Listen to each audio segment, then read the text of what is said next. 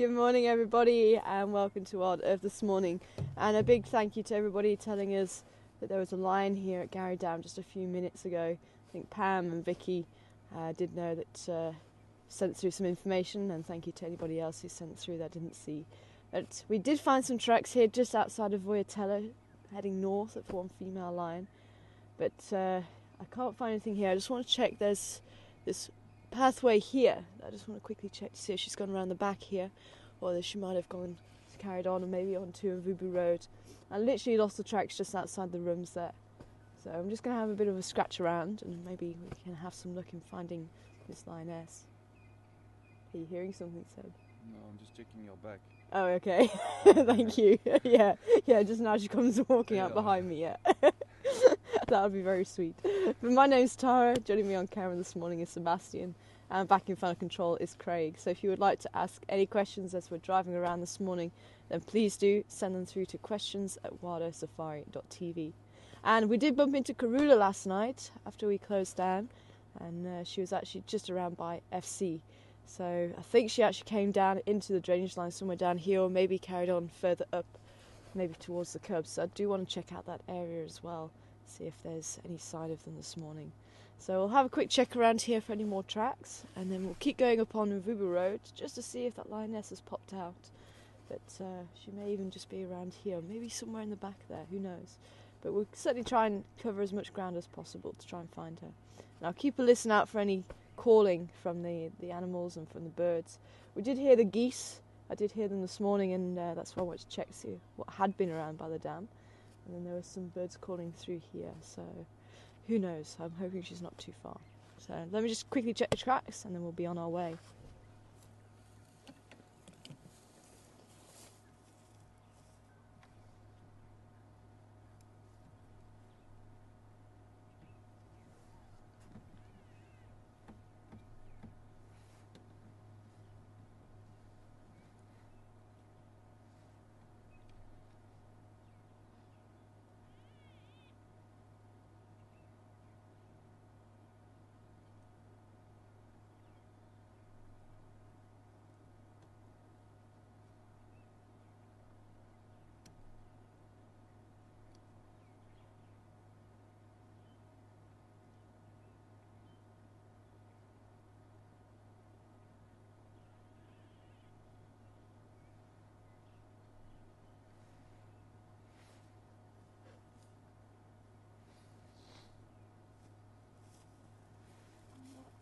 Anything there?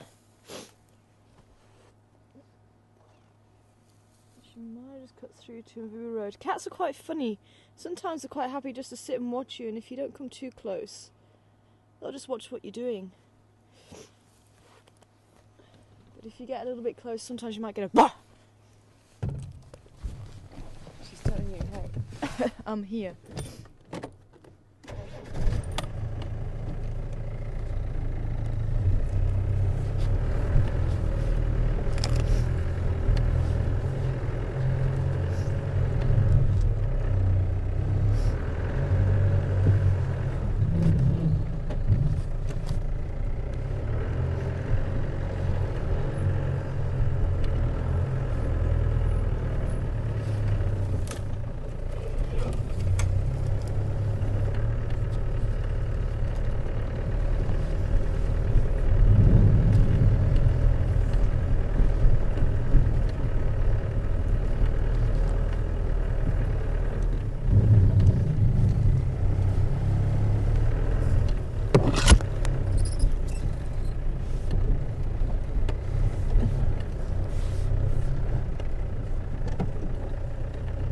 She went through this way.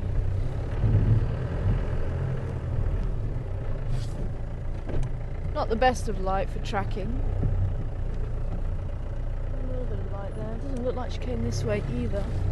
I think our best bet is to go up through Mvubu Road there.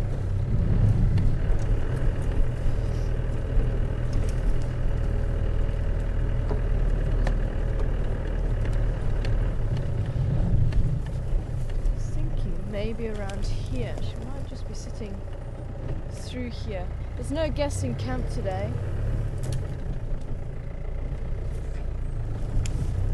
night watch mister. I was hoping he may have been able to see if he could point us in the right direction, but he wasn't aware that she was around.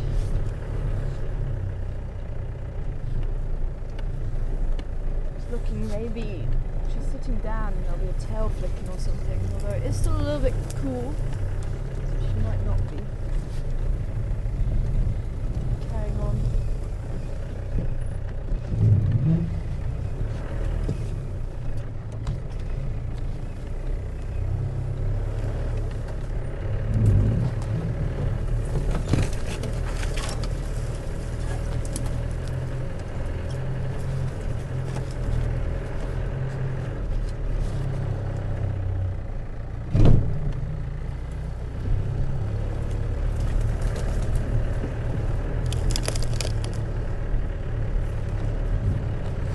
On top of a termite mound. See, the sun hasn't quite risen yet.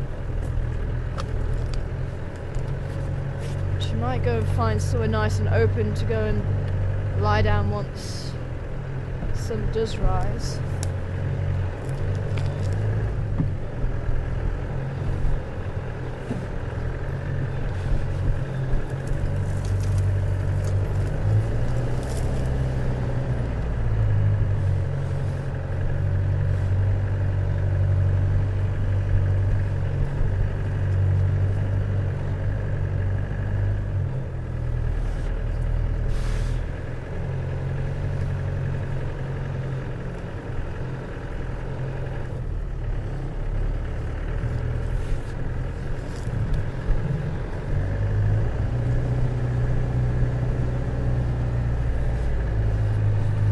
Off here.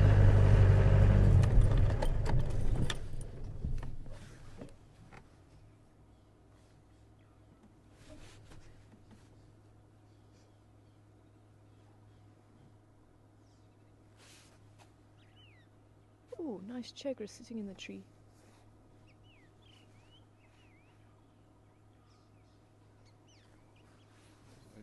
And there's a nice chegra sitting in the tree just to our right. Oh, there he goes.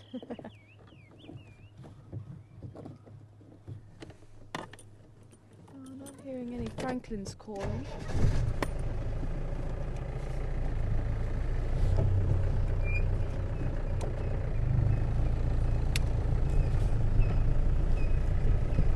Morning, any stations out on drive? There's one with Farsi at Gowrie Dam, Fambard North, trying to relocate.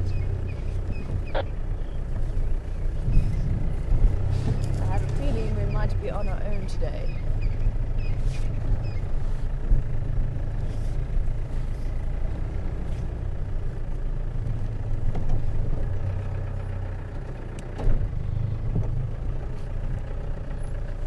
Scrub hair around through here.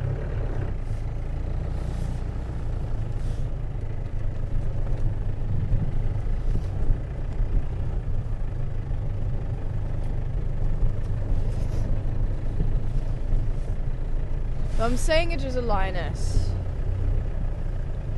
And that's what everyone was saying it was. So it was quite difficult to tell from the tracks that were found.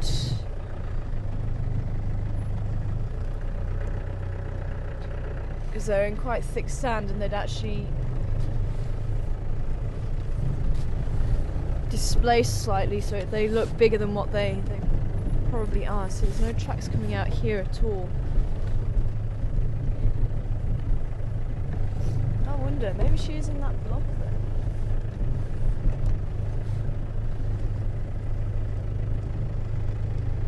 We should just turn around. Just check a little bit further up here, otherwise we'll go back into that drainage line just to have a quick look again.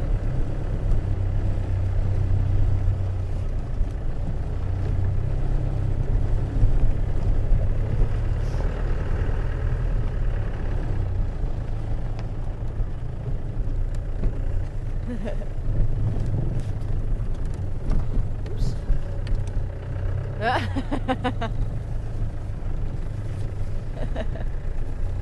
Hi, Alan. That's funny. You've been watching us far too much. It is true. we do use. There's a word when we are surprised. There is a word we say sure, and I don't know where that comes from. There's a few things that I've picked up, and that is one of them. So we just say sure. We are very surprised. I'm sure you have heard us a few times. That's why you picked it up. Ooh.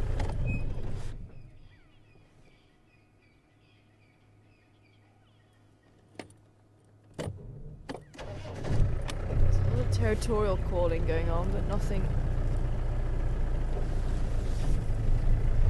screaming at the moment. We need some monkeys. Come on, monkeys, wakey wakey. We need you to let us know where the kitty cat is. There isn't any big cat prints here.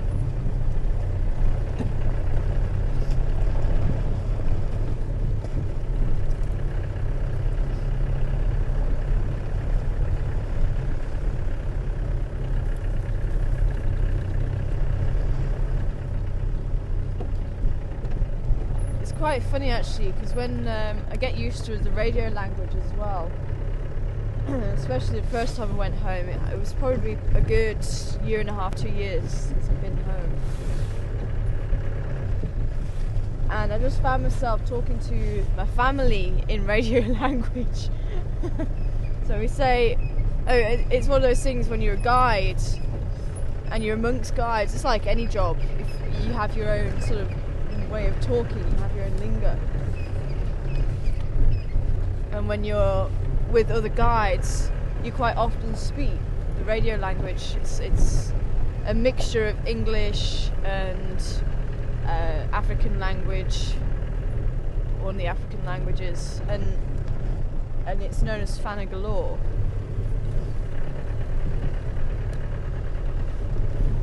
And quite often you'll use it just in normal terms. So, you know, I'll be talking or whatever. So, right, guys, I'm going to Fambakaya. I'm going to go home. And I found myself saying that to my family. It's like, alright, I'm going to Fambakaya now. And they kind of look at me and, what? What are you talking about? Oh yes, you don't understand that lingo. Hold on, let me adjust my brain.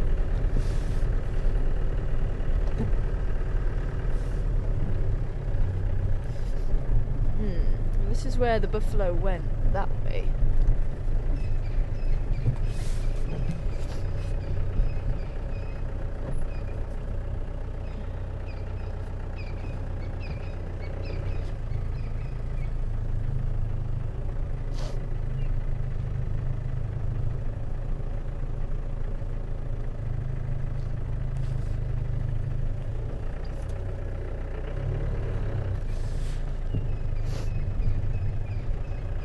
Vicky, if you're still zooming, if you can keep a lookout for us around the dam, just in case this lion did something funny.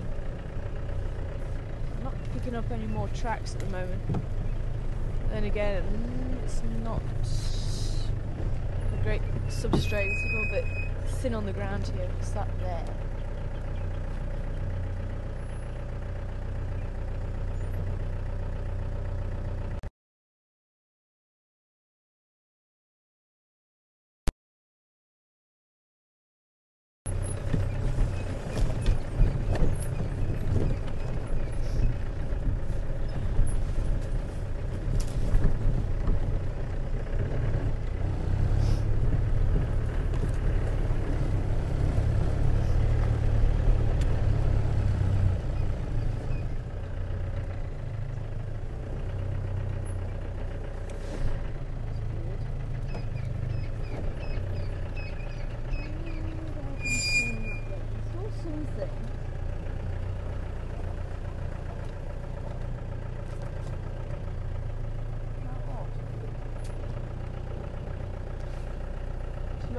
Should be here.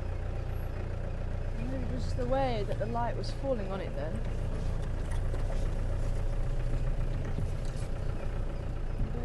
happy.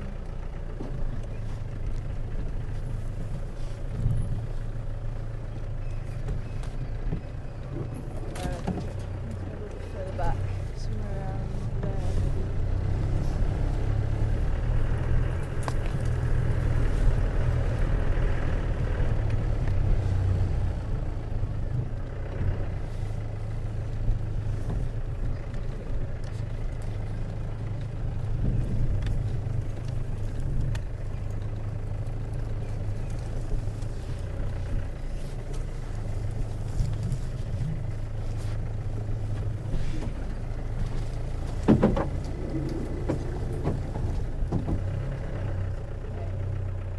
Whenever I saw, it would have been through here.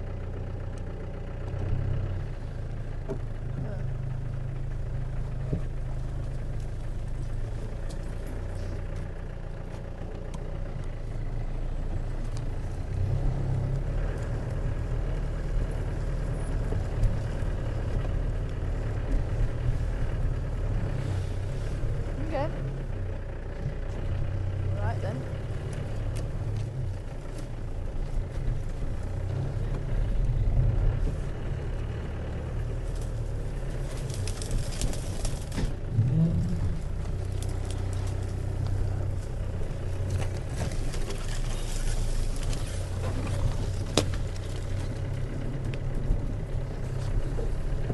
Come on, lady, talk to me. Where are you?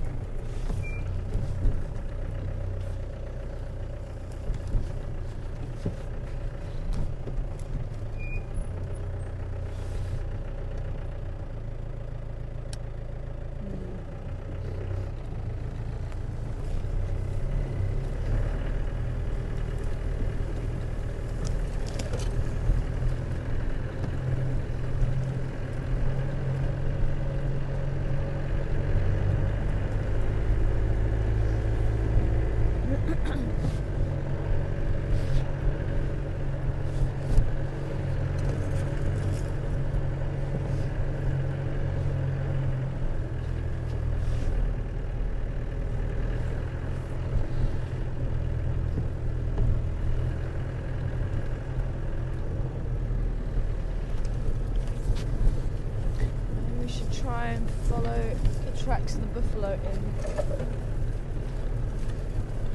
Just see if she has gone across there.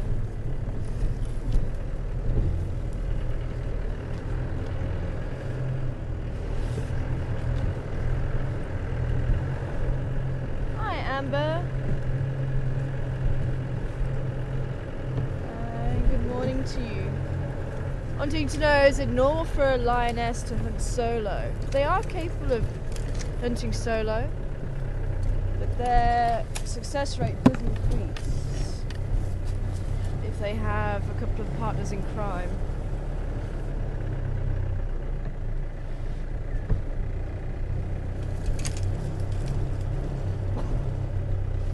They can pull down much larger prey than what they can usually on their own.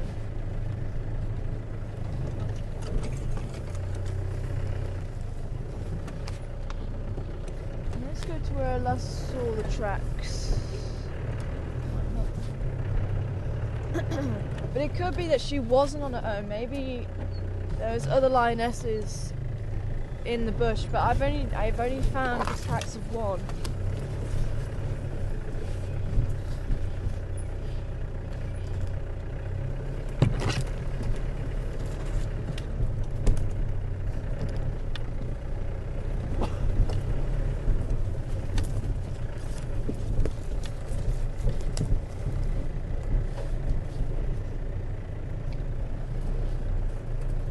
Or is that from Lindsay?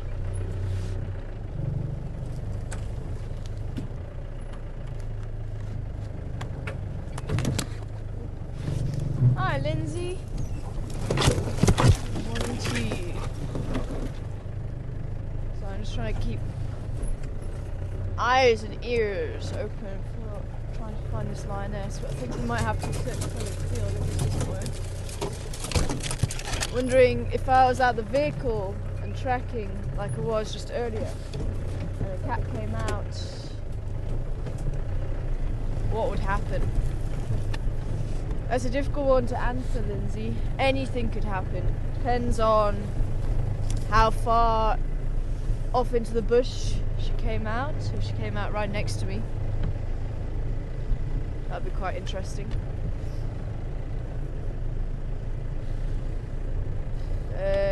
If she came out from quite a distance, that'd be a different reaction from herself and myself.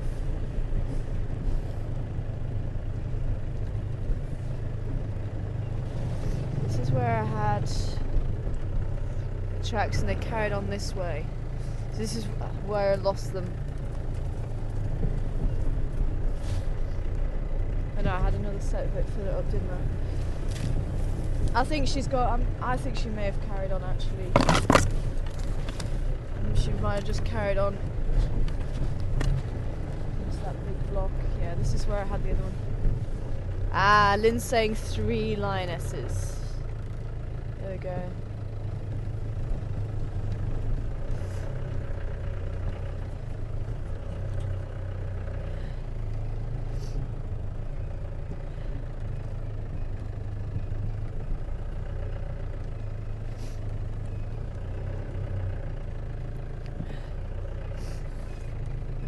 Did come up here.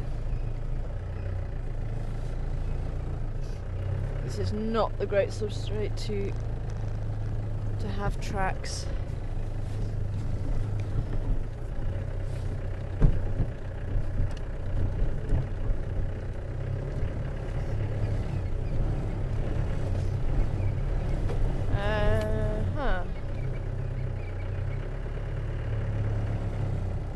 If I was a lioness, which direction would I'd have taken that direction.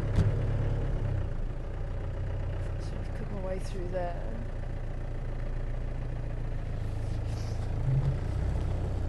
So Lindsay, yeah, difficult one to say, but whatever happens, you don't run. Especially if you're quite far from the vehicle, you stand your ground. And you may get a laid back cat, you may get a little bit more of a nervous cat.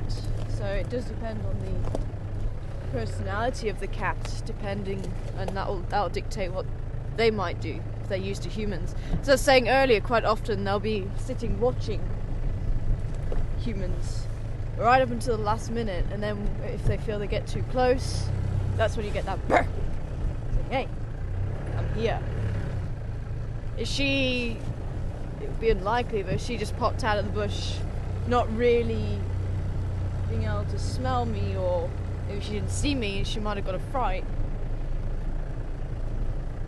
then chances are she probably would turn and walk away, or she might just get a fright and oh, okay, walk back into the bush. She might just decide, no, well, I'll just stand and look at you for a little while.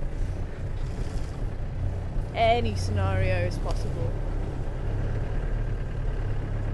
But the thing is, it's all psychological as well, and we know that they've got the claws and the teeth, but if you also act quite big and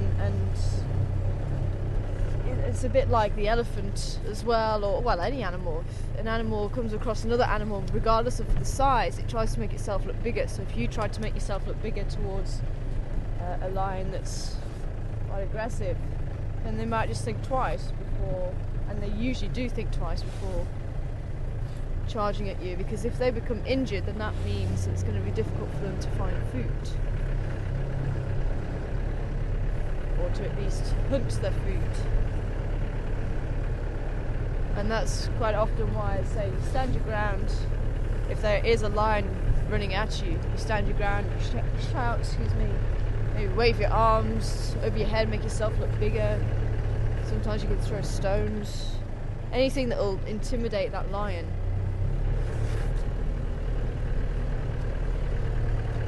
But I have had it where the lions literally have just barked, and that's it. They'll just sort of look up and, yeah, what do you think you're doing? Kind of look on their face.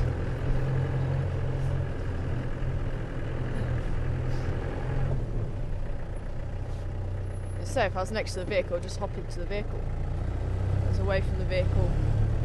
Say standing ground. If she starts to back off, I'd start to back off. If she turned around and started charging, say stand your ground. Every situation is different.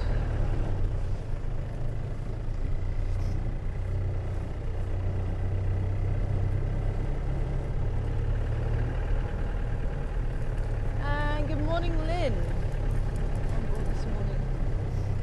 Asking about if the females with the cubs, how does the female feed a lioness with cubs? I think we need to carry on up from Google Road. I think these lionesses are either in here or maybe have crossed over and just haven't been able to see the tracks. They may have carried on.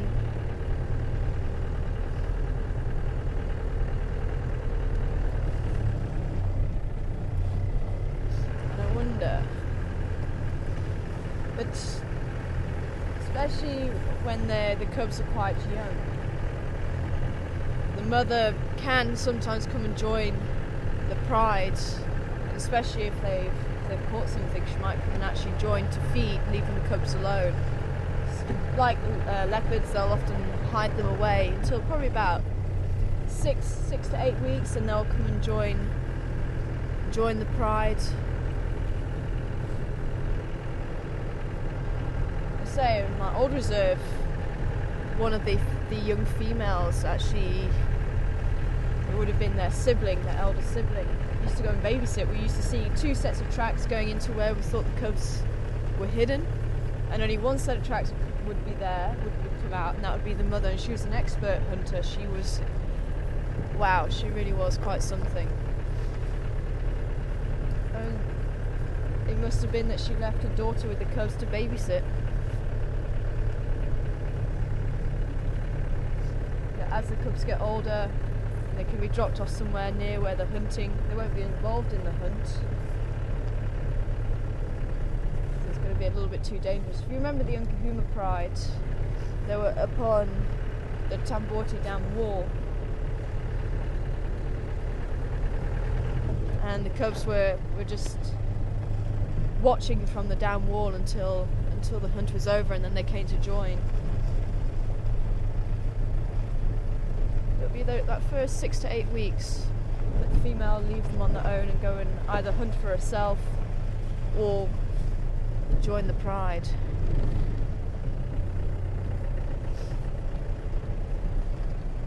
And that's what makes cubs very vulnerable, because they are going to be left on their own, just like the leopard. Leopard also, she doesn't have any help from the family. She's on her own. That's going to be one of the reasons why she moves dens so much, so the smell doesn't build up and attract predators. And I think she also moves the cubs to where she is going to be hunting, so she doesn't have to be too far away from them. It's not too much of a trek back.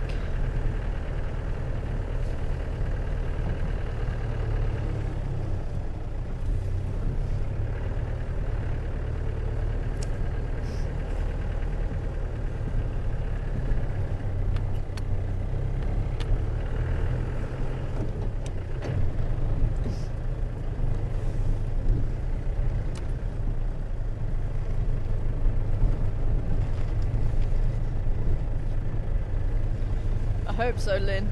Good morning. See that got scarves and gloves and hats on. What temperature is it here, and will it warm up? Guesstimating maybe 4 or 5 degrees, something like that. The sun's just rising. I don't know if we can get it through the trees there. The sun is just rising. So it's just going to dip in temperature even more. And then hopefully it will warm up. Get to a nice pleasant early 20s sometimes in the winter time.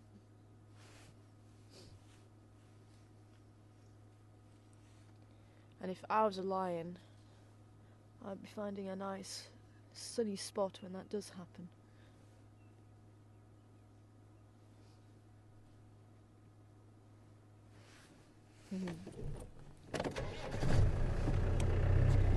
Let's check along this fire break. I want to go and check to see if the cubs are around as well.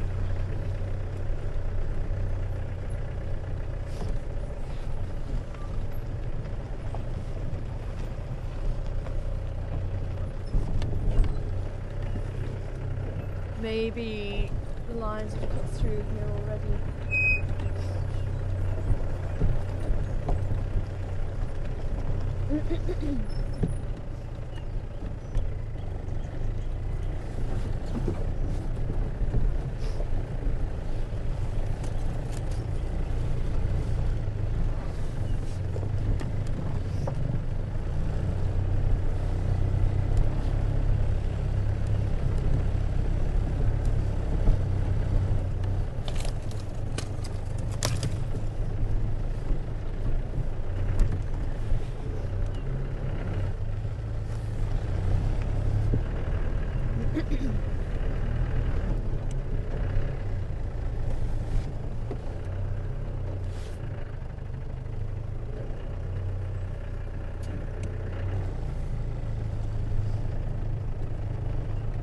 Hi Estenio, good to hear from you. Hope you're doing well. Wondering if a leopard is injured. Will it eat other food for a while?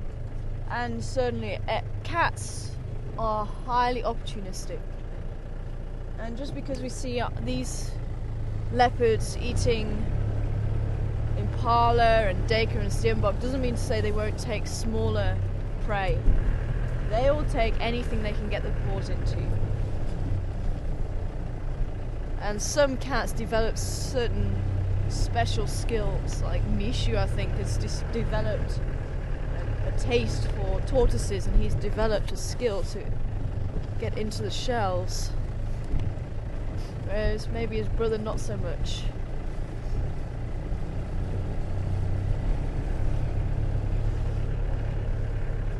But oh, there's another line track here.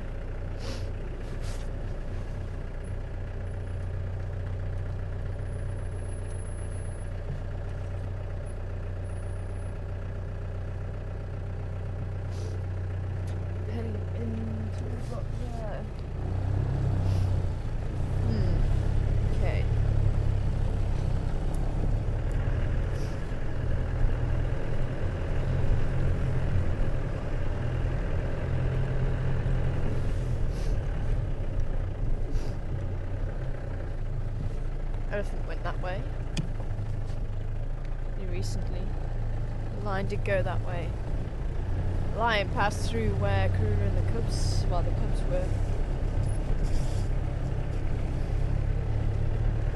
Came in from the north. Because they're a bit further down actually.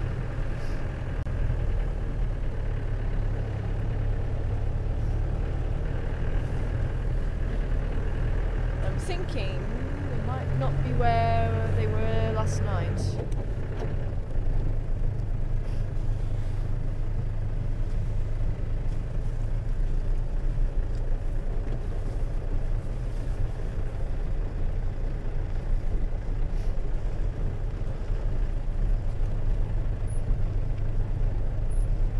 Hi Gail. Good morning to you too. Wondering if people are a bit concerned about the leopard, Karula, and the cubs being so close to the lodge, and she's still scared enough to run away and not cause trouble. And she actually is. She is scared enough, or respectful enough, not to cause trouble. And when guests arrive, they are actually given a safety briefing, what to do, what not to do. So at the end of the day, this is their home. We just happen to build here. We're renting the land from them.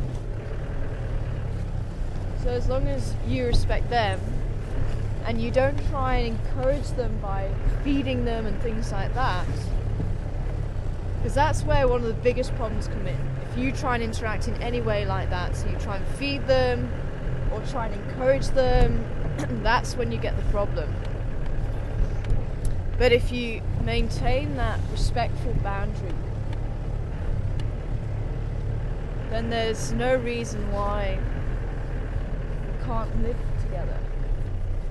You know, you've got to always keep in the back of your mind that you're actually living here on their land. This will be their home for the rest of their lives. People may come and go, but this is their home. And if it means, you know, if a leopard comes walking right up to the vehicle and shows too much of an interest, that you, and carries on showing an interest, and sometimes that does mean deterring them by rolling the vehicle or switching the vehicle on or something along those lines to deter the animal, to maintain that respect, so we don't try and reach out and stroke the animal, same as they shouldn't put a paw onto the vehicle, because at the end of the day, if they start putting a paw onto the vehicle, then what's to stop them putting two paws on them, putting their head up where there's guests sitting, or jumping on the back of the vehicle? There's nothing to stop them. So you need to sometimes maintain that boundary for the sake of the animal's life. Because if it does get to that point where they do push the boundaries and they try their luck, then that does mean that something is going to have to be done with a dangerous animal. That's the only way that it's looked at. So you do have to be very careful in that regard.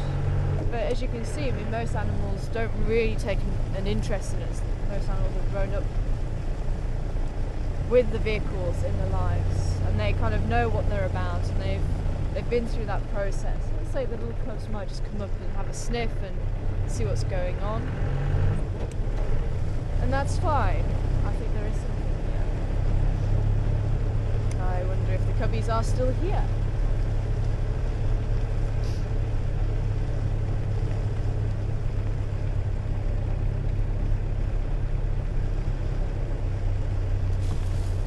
I think this is about where we left them.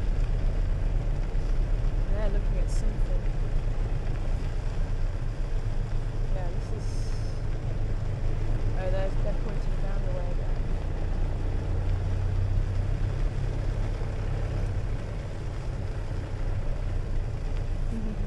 Morning!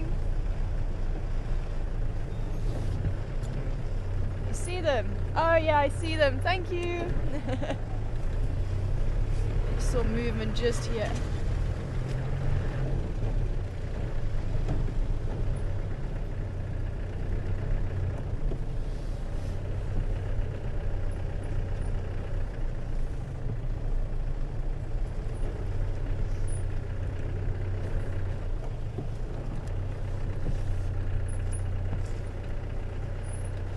Saw the movement just in here.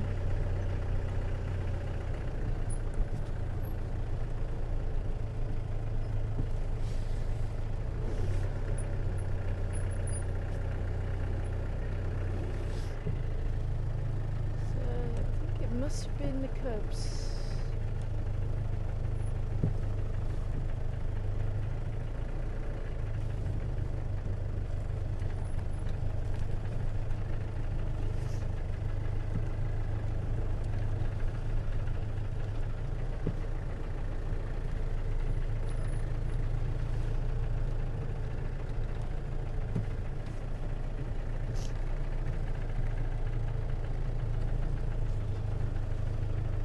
There. Yeah, just there. Oh, she's lying down. Both of them, I think. At least one. I'll just show you, just through there, can you see? Oh, I see it. Oh, you see. Yeah, Okay. but I don't know if I can shoot it from here.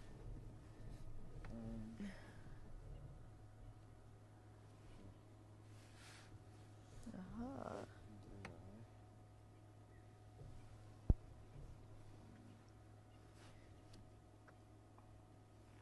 Oh, I can hear elephants breaking branches.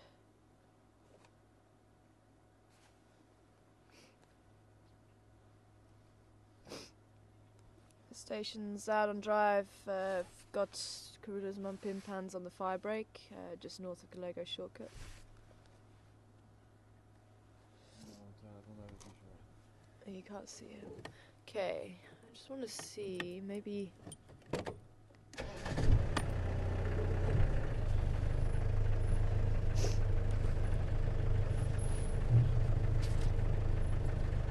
particularly want to drive on the fire break. I might have to.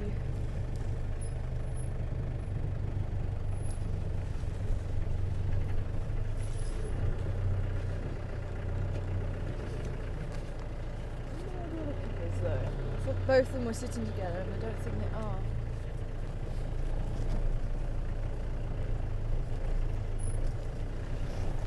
And just going back to what leopards will eat, they'll also scavenge if they can.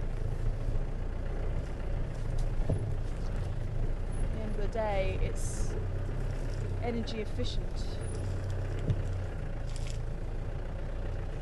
I'm just trying to get a different viewpoint, see if I can see.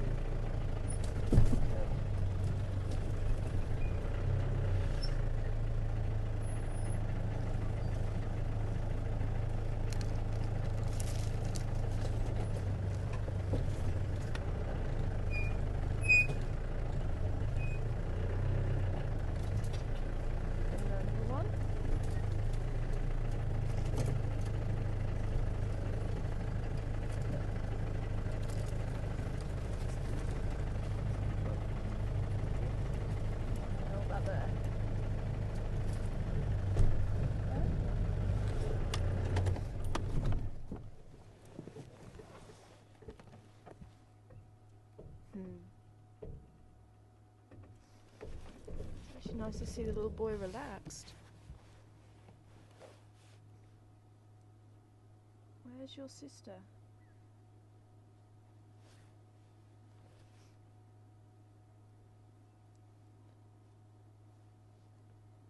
Mind you, there are plenty of trees here, so even if the lions did pass through here, there's plenty of very thin trees that the cubs will be able to climb up and the lions won't be able to get into because they're too thin.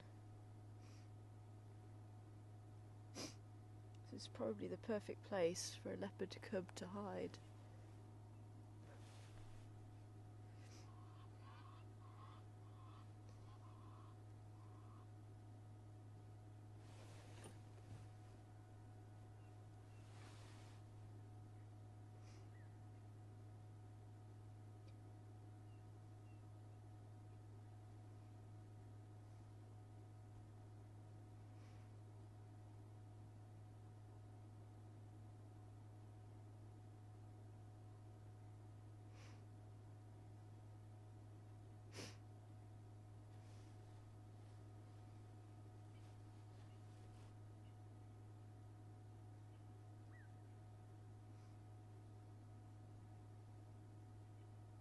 And it almost seems to be that Karula is leaving them for longer and longer periods, and this could be to try and encourage them to start hunting themselves, and they probably will be hunting for themselves at this stage anyway. Small things. Even lizards and small birds, probably small rodents, mammals, maybe even the odd scrub hare by now. And maybe, if they've got the strength, maybe a small steenbok.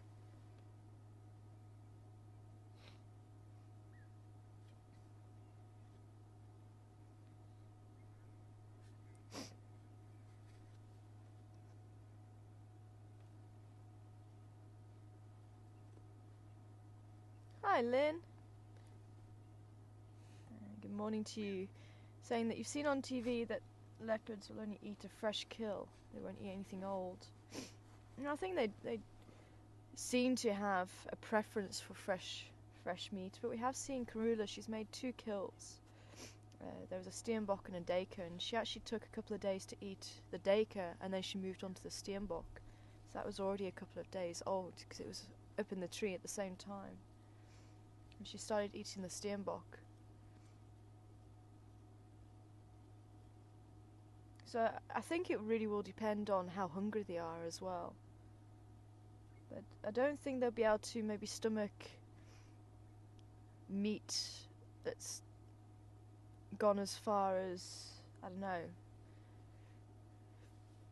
a couple of weeks or something like that. I think hyenas have got a pretty strong stomach, quite an acidic stomach, and maybe they're able to digest meat that's a little bit more rotten maybe than maybe lions and leopards, at a guess. As I say, they are opportunistic, and if they're hungry enough, they will try anything. We've even seen Induna trying to eat a frog, and then he spat it out.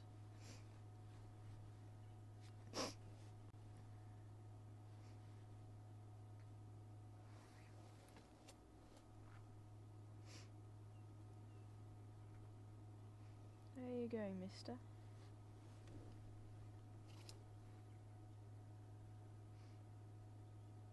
I wonder if he's seeing his sister, or hearing his sister.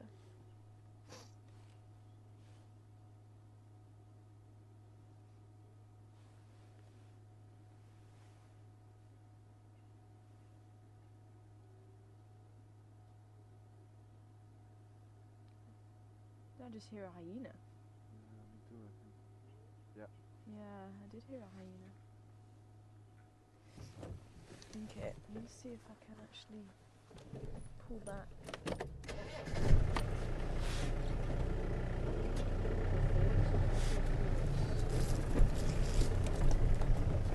Oh, I think he just saw something. That's what it was. Something caught his attention. Just by the termite mound.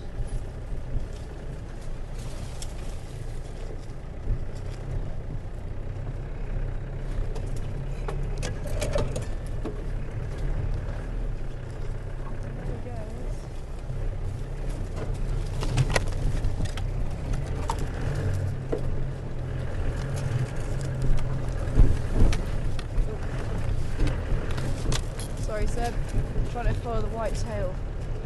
I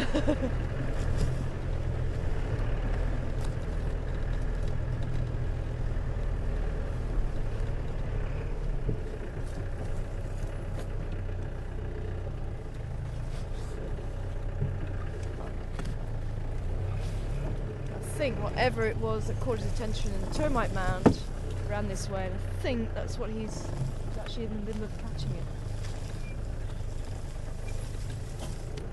Stop here, because he's just right, you can see him just through there. I don't want to get too close and disturb him.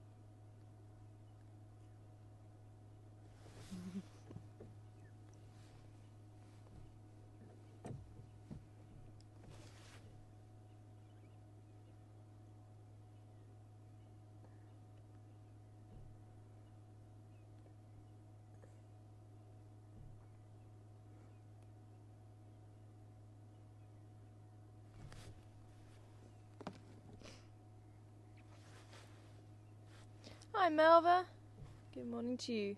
Difficult to say how long Karula's been away from the cubs.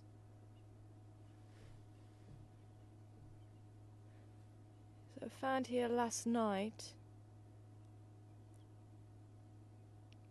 And it's difficult to say that she doesn't come back to them every so often, but I think she is leaving them longer and longer periods.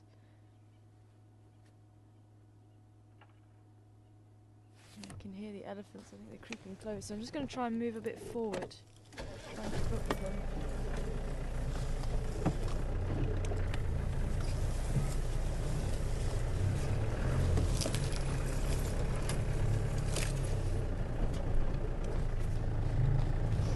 And this is all part of their growing up. And fending for themselves, having to find their own food. There he is, just through there. Can you see him? So this little boy is a little bit skittish sometimes, so I don't want to get too close and disturb him. He was quite relaxed a little bit earlier, which is good. I do wonder where his sister is. I'm sure she's hiding somewhere.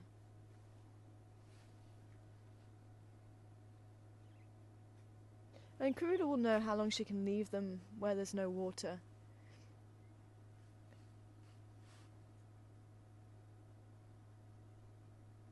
And she's successfully reared 2 sets of cubs previously,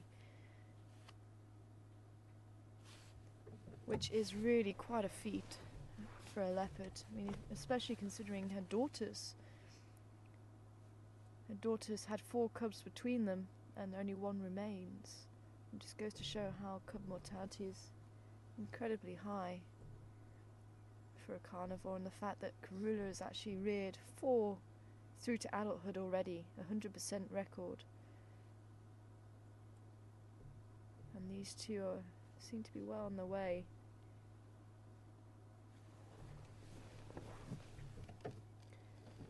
To becoming just like the mother.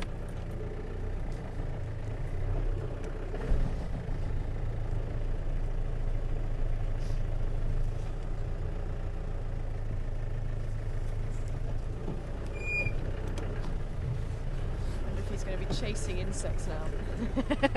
They'll even eat insects.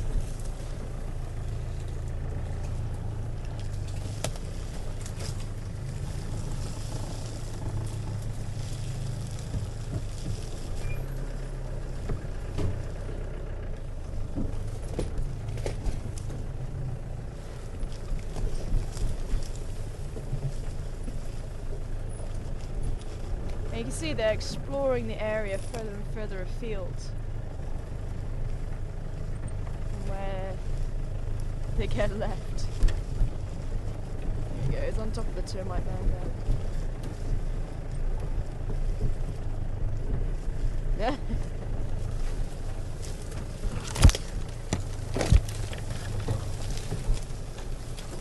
You wanting to be king of the castle. Your sister was last night. It's quite interesting because I never thought that leopards would bring animals back to the cubs to practice on, but apparently it has been seen on occasion. And that's also part of the training, but certainly all the playing, the tumbling, the pouncing and all that sort of thing is also gearing them up to hunting. And we have seen Karula playing with them on a couple of occasions. And all of that is part of their training.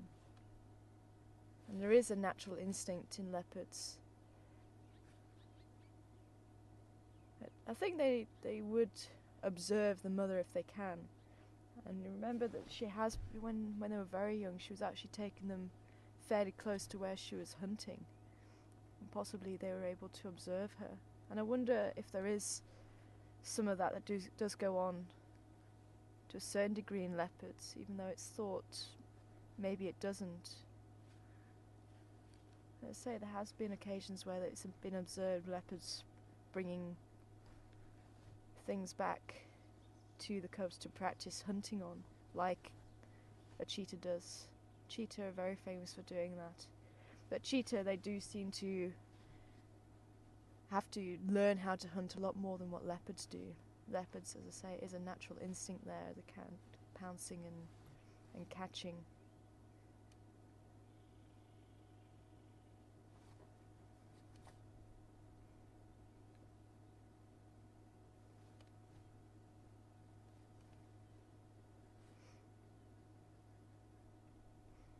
I do remember seeing Mishu.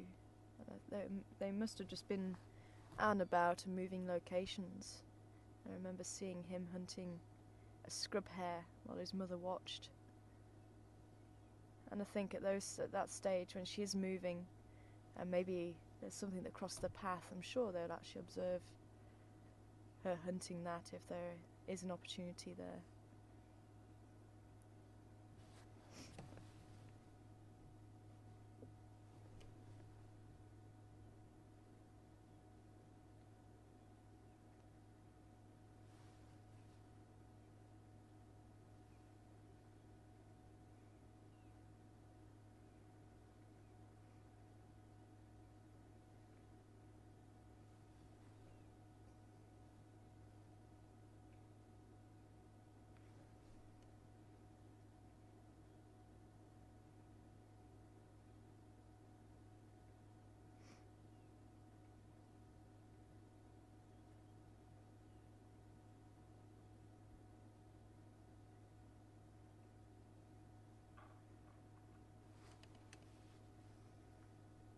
I'm wondering if those elephants aren't going to come right through here. Sounds like they're getting closer.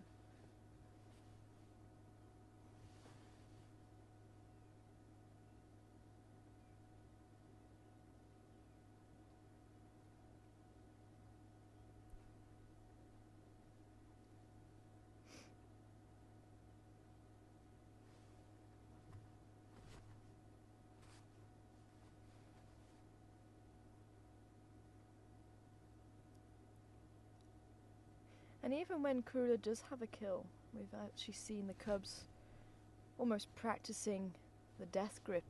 If you remember seeing the little ones attacking the impala a little while ago that Karula brought down on impala plains. And you can see they're actually practicing putting their mouth over the nose of the impala and actually biting around the neck. And all of that, they're actually learning their way around the skull, way around the animal itself, and that's all part of the learning process as well.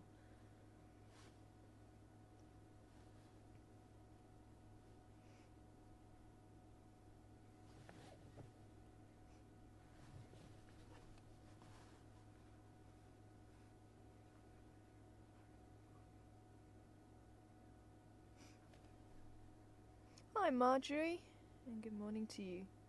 And since following Karula and the cubs, have they shown any interest in us? And I think because Karula is so relaxed around the vehicles, she is teaching them not to be concerned about the vehicles. But the cubs have walked past the vehicle before. They haven't really come up to investigate, but they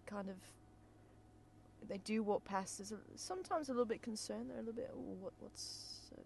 I'm not too sure about this, but Mum's walking past, so maybe I don't need to be concerned.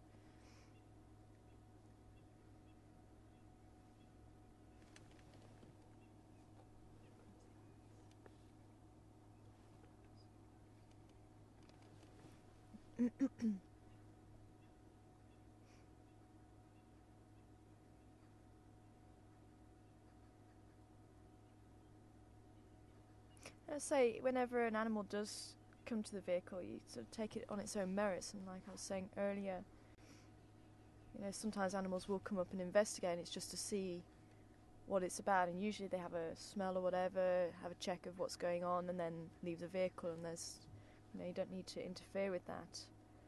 But it's if an animal takes too much of an interest, or maybe puts a paw on the vehicle, or, has that look, and it's, unless you've experienced it, it's a very difficult one to describe, but sometimes you can just see a look in an animal's eye, and you can understand the intent.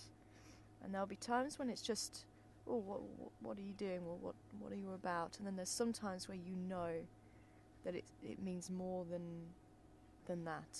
And I've experienced it once in my life. And until I've experienced it, I was always thinking, well, how can you really tell if an animal is meaning what it's doing, or whether it's just bluffing almost?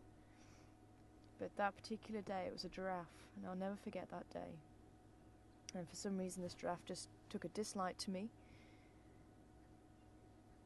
I've no idea what I did to him, why he decided to. It was almost as if, because he was the youngest out of 6, and he was kind of put in his place by the other males, and it could have been that he just decided he wanted to try and put me in my place. But there was one day that he actually started coming for me, and I just knew I had to get out of there because he was coming for me. And there was just a look in his eye that I just knew he was going to do some damage if I didn't get out of there. So I managed to actually squeeze past, get out through a small gate. And he kicked out, and apparently there was some people watching, and he kicked probably just a few centimetres from my head. But there was a different look in his eye that day too. And I went in with him since, and there was... You know, he didn't really do anything, he didn't try anything. Because, I say, I still think back and think, well, you know, if I stood my ground and all this would have been different, and I really think I did the right thing at that stage. Because maybe I wouldn't be sitting here now.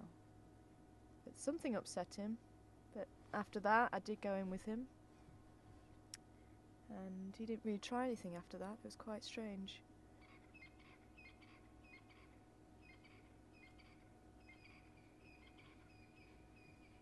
But this was the captive giraffes. I should have said that to begin with. Not wild giraffes, captive giraffes. So there's that look. And if you see that look, it does mean that there's a little bit more to what they're doing than meets the eye sometimes. But it's very rarely that you get animals really meaning anything. And if you do get an animal attacking, I read somewhere that a leopard attacked, I think in an Indian village, 8 people. I haven't been able to actually read the article, I've just read the headline. And I'd love to know all the circumstances. What made that leopard go into a village and do that?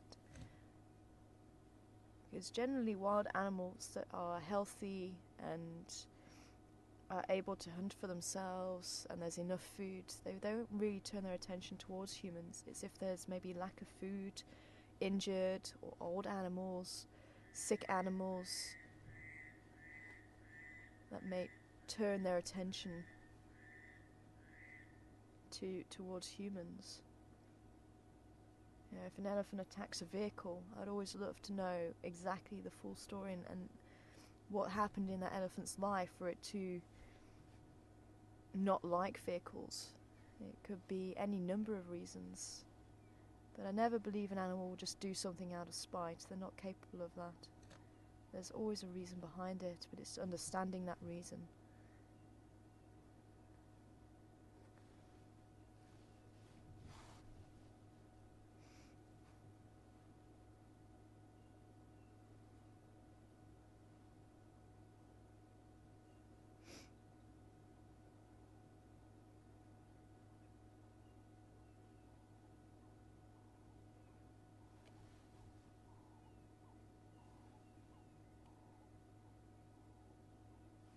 I was hoping that the little female would turn up. I think he was actually expecting her to jump on him at one stage. I wonder if she's found herself a nice sunny spot as well. You can see he's got the sun shining on him now. I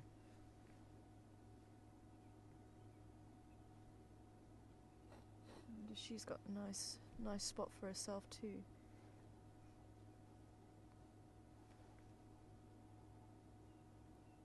We are hoping that the cubs are going to have names towards the end of the month. We're going to see if we can get them named. It was supposed to be at the Rangers meeting, I think it's the first week in August. And the reason why there has been a delay, there's been a couple of reasons. But names are usually given after about a year and a half, because cub mortality is still high. I mean, even cubs at this age, 8 months, can still be quite vulnerable. So cub mortality can be high, and that's why they kind of hold off naming them until after about a year and a half, maybe even 2 years, like Whiteclaw's son, who's now known as the Ghost, which is very apt. And that's one of the other reasons. They like to have names that fit the personality of the cat. And we haven't really seen this particular litter too often. So it's only really now we're starting to get to know the characters. I mean, this little male is a little bit skittish sometimes, but his little sister is quite bold. But it's only really started to come out to a certain degree. We're only really been able to observe them fairly recently. And we do want to have the names that everybody knows them by. Let's say Mishu and Induna. Everyone knows Mishu and Induna as those two. But the previous litter, they do have two different names, the Wild Earth names and then the Savi Sands names. So to try and make sure everyone reads off the same page. And that's why we're just waiting to make sure that everybody is in agreement. And it's usually, we thought it was the ranger who found them, but it's actually the ranger that's been here the longest, which is the property that they spend a lot of time on. Usually it's Juma, but they did spend a lot of time at the beginning on Elephant Plains and Zimbambili. I think the Zimbambili the most, actually, when they were first born. So it's whoever was there the longest on that side as well. So I think they're going to come up with a few names and then they decide.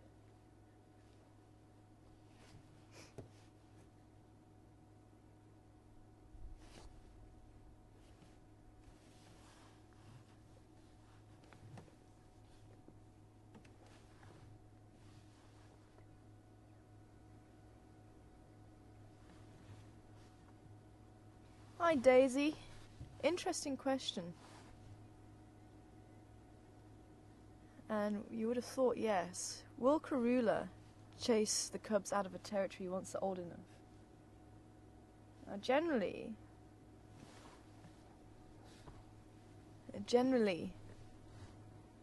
a female would, or even if the female doesn't, then the dominant male in the area would, especially when the male starts spraying.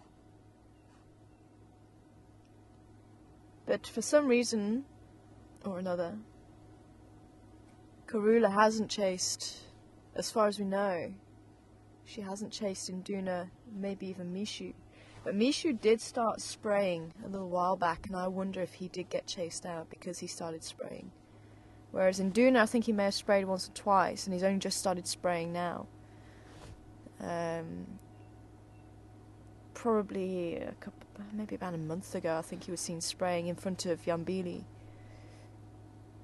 And it could be that he may have been chased out now because he started spraying, but otherwise I'm surprised that they've been able to stick around as long as they have.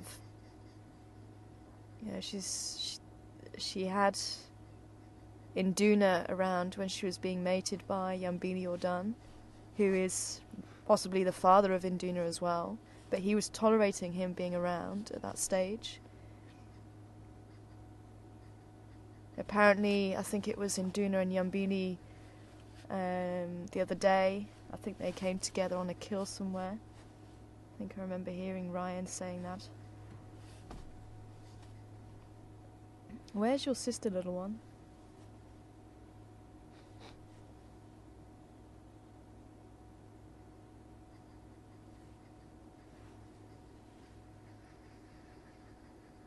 I wonder if the babblers have found her. There's some babblers chattering away down there.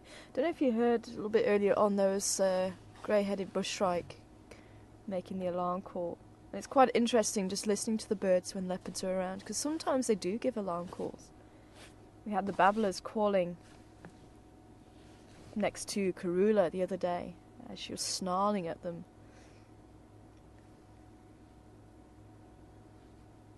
Quite interesting, because they say they will eat birds as well, so anything that threatens or is threatening towards a particular individual animal, they will give an alarm call. But if that animal doesn't threaten them, then there's no reason to give them an alarm call. And I think one of the perfect examples is the dwarf mongoose. Now, we've seen dwarf mongoose being hunted by the leopards in this area, and they will give an alarm call to leopards. And yet we had lions sitting maybe a metre and a half from from the termite mound that they were sleeping in, and they were just sitting on top of the termite mound watching the lions. Not giving an alarm call, not caring the fact that they were there almost. Quite interesting. And maybe the lions in this area don't try and hunt dwarf mongoose.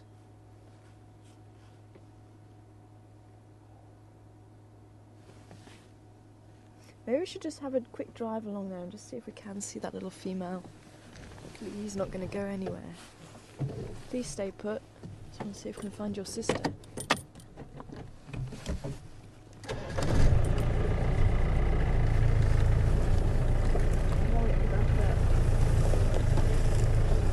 Tree.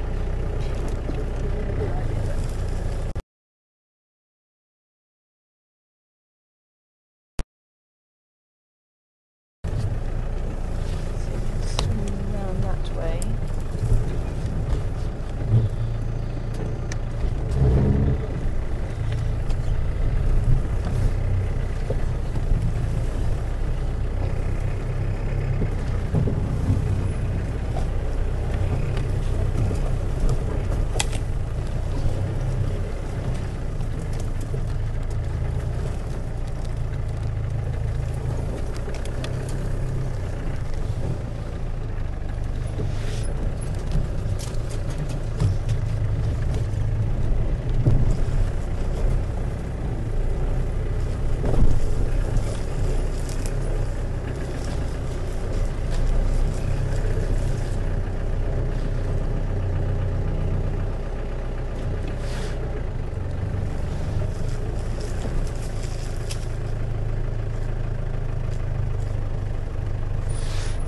Where's your little sister? She's over here.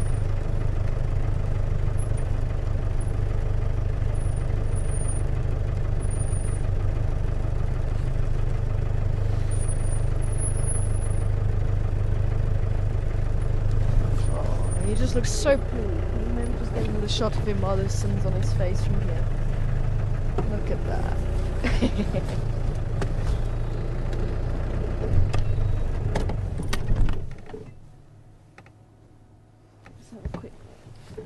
Look around here.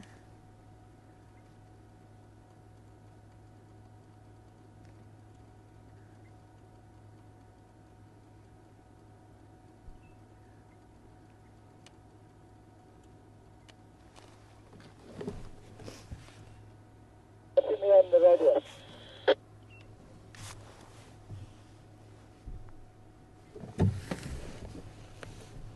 Copy you on the Juma radio. Channel are you on the other radio, right?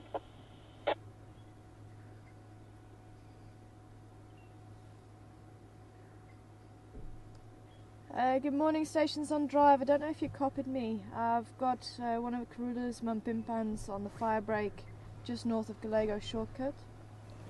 Thank you very much. A little bit far away, but thank you so much. Okay, copy.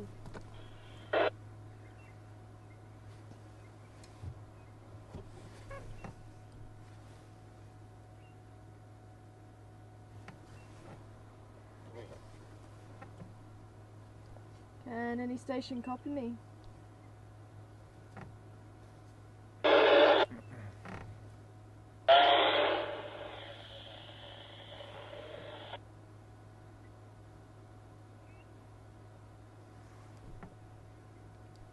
If any station can copy me, I've got one of Karula's mumpimpans on the fire break north of Gallego shortcut.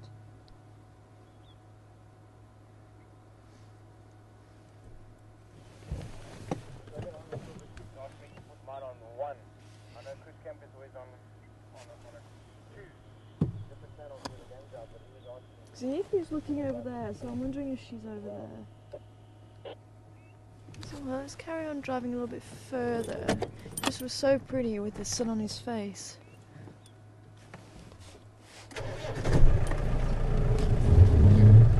I'm sure everyone would like to see her. I'm sure she is around.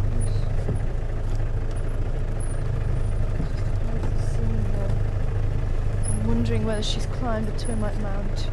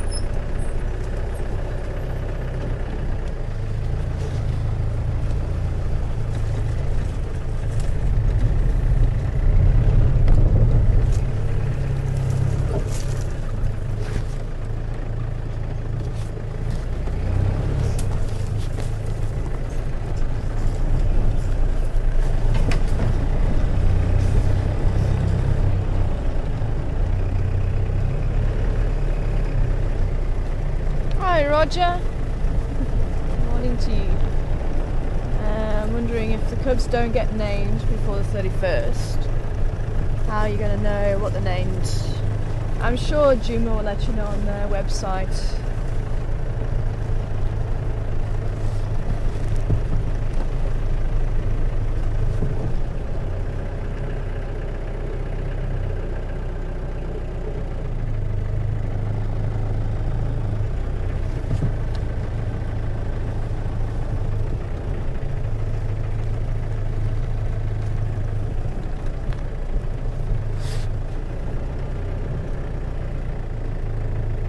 Hi Karen, good morning to you too. Always moving.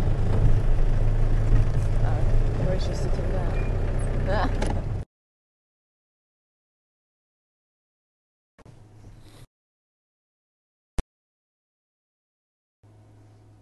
Oh, I see a Franklin.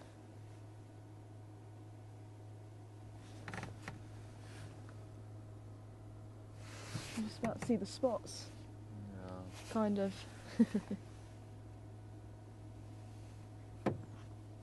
Where is your little sister? Okay, I think we need to try on the other side of the road maybe. Just have another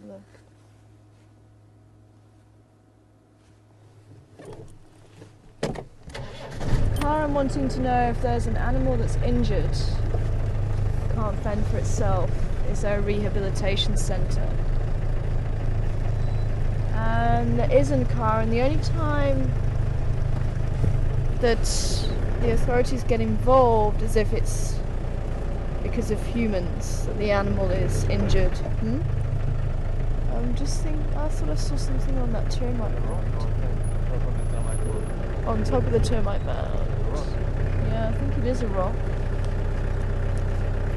I thought there was something a bit further down. Yeah, it's a rock. It's a leopard looking rock. Yeah, it's a leopard looking branch as well.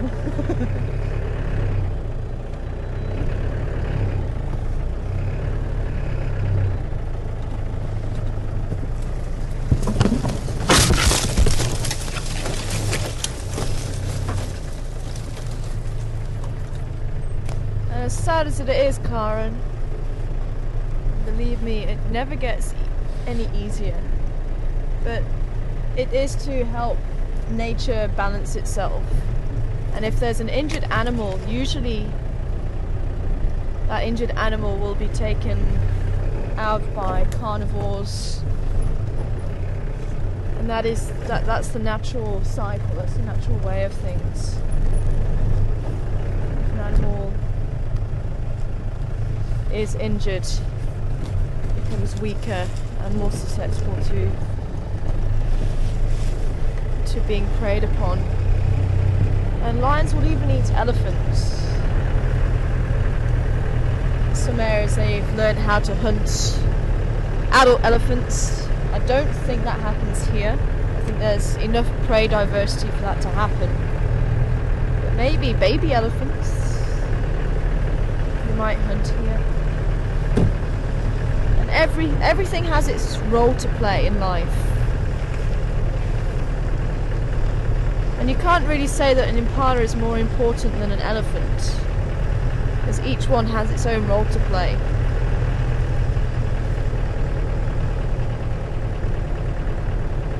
So if there's an impala with a broken leg, do you also take the impala out, as well as the elephant with a broken leg? But then if the impala with a broken leg gets taken out, then that could mean that a leopard might miss a meal, because maybe that impala with a broken leg may have just been a little bit too slow, and the leopard may have been able to have caught that one, but maybe the impala that it goes for is a little bit too fast and it's not able to catch that one, so maybe it goes hungry that night. Maybe it could be Karula. So that means that maybe Karula's cubs doesn't eat for another day. And it's that all that balance of things. But if you take the impala out and mend its leg and put it back in,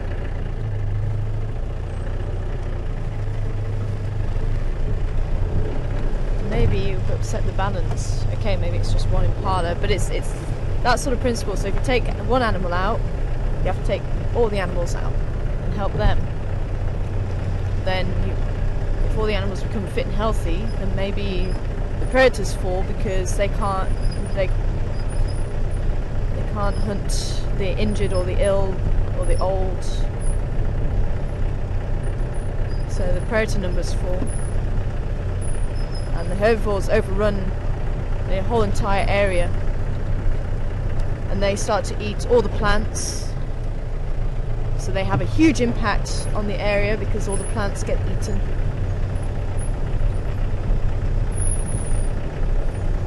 And you end up with a very unbalanced area, hypothetically speaking. That's what could happen.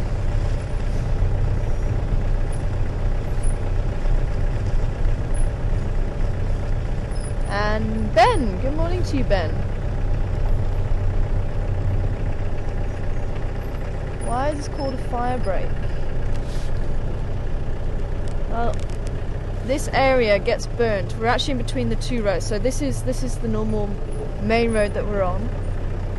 Where we were with the little boy cub was the fire break road. So that road runs parallel to this main road, and this whole section between the two roads gets burnt. So that if there is a fire that happens during the winter time, because you can see how dry everything is, and fires do happen, although this time of year it's probably more human caused than anything else. You wouldn't normally get fires this time of year. Unfortunately, people don't put out fires, or they throw a cigarette out of the window as they're driving around Kruger or something along those lines. And unfortunately, oh yeah, I saw that little one, dwarf antelope.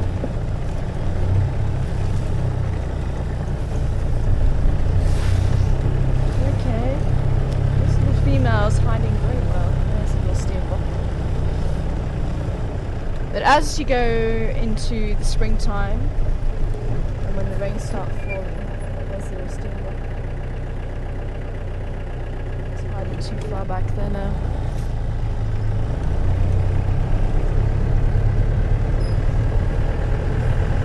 Then you start to get the lightning. When the lightning and the thunderstorms start. Why? Really? There's a can on the side of the road.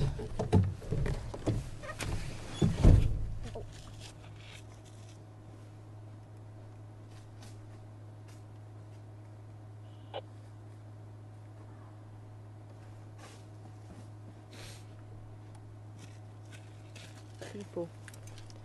Why? Here for a while. Sure.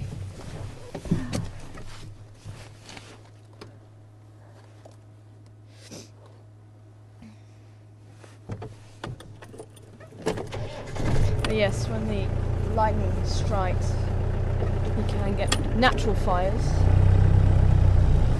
But that also does help the environment. So you get the fire sweeping through, getting rid of all the moribund, all the nutrients that are locked up in the dead wood and the dead grass, and it releases it back into the ground so that there's nutrients there for the next growth.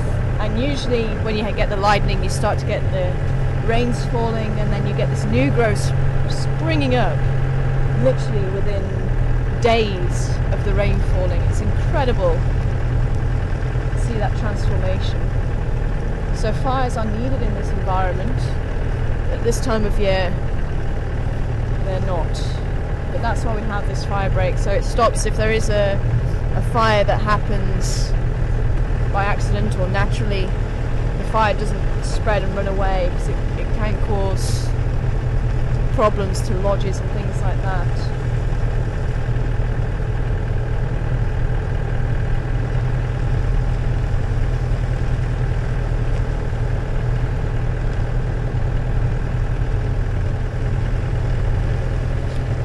drive a little bit further down here. If we have no luck in finding her, then I think we're going to continue our search for the lions, and I'll see if we can come back just a little bit later on and see how the cubs are doing.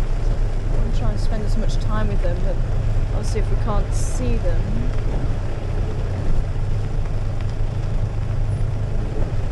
it might be worth us just looking at other things and then coming back. Could be that she joins them. I know I want to split myself in two now, because half of me does want to just go and sit there with them, even though we can't see them, but you never know what's going to happen. So the other half go on and try and see if we can find those lions now that the sun's up. And we might just have found a spot, and I'm just thinking maybe we go and check. I'll see if we can try and find that 2-track.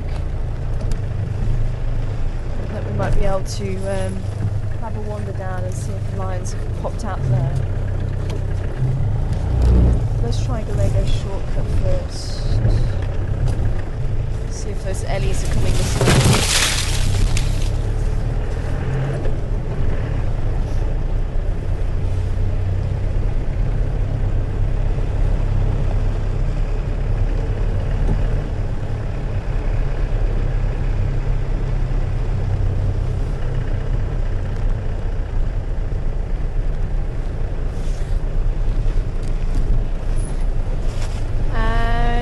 To you, Davina. Hello. I'm sure a few other people also wanting to know, how's the male with the injured back leg? We don't know. We haven't heard. There's someone calling. No. We haven't heard of the lions. I think they were seen yesterday morning up north, but other than that we haven't heard anything. But I think he's had that injury for over a year now. So it is the Unkahuma male. It has been confirmed as the Unkahuma male. They just had quite a bit of mane loss, and that's why they look different from when I last saw them.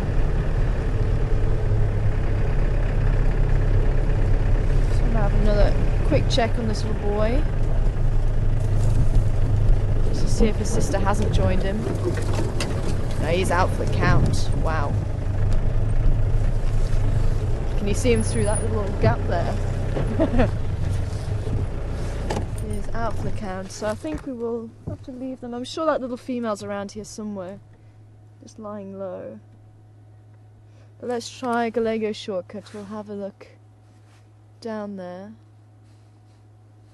and then maybe see if we can try and find that 2-track again and see if we can find those lions. But I just wanted to see if those lions haven't cut through here at some stage. So it could be that I just missed some of the tracks and maybe they've cut through.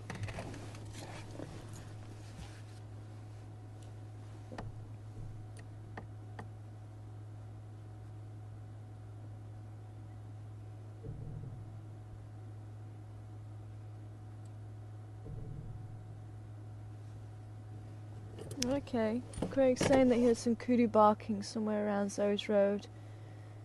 So let's go and have a look down there. And we'll see if we can come back and try and find the cubs again in a little while if we can.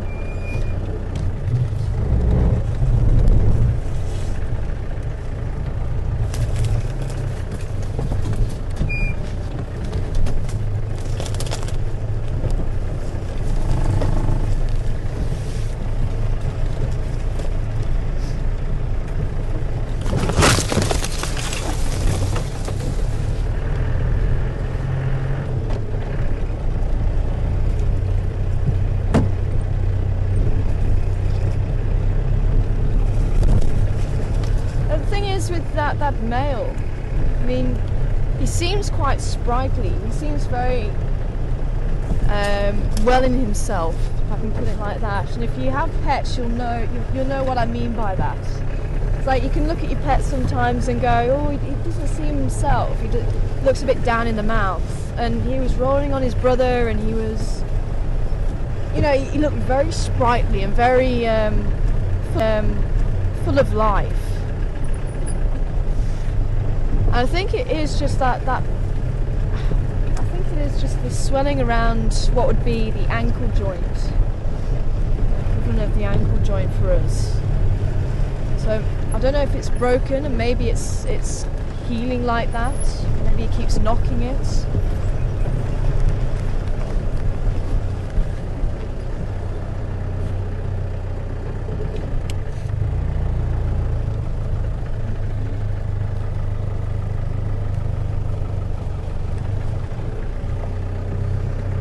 Like porcupine was down here.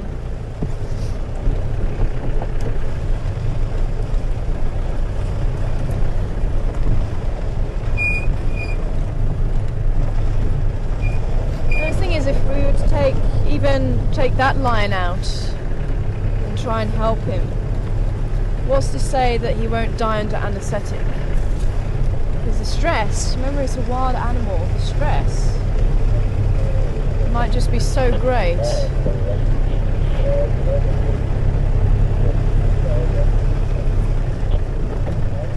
And so to look at him, he actually looks quite well in himself. And to look at his face and to look at how he's acting, and we didn't know which one had the injured leg to begin with, because both of them were looking up and looking around and being alert, and it was only when he stood up so we could actually see he had the injured leg. Good morning. I think I'm the only one out on drive here on Juma this morning. The Mampimpans for Karula on the fire break north of the Lego shortcut. The lines came this way.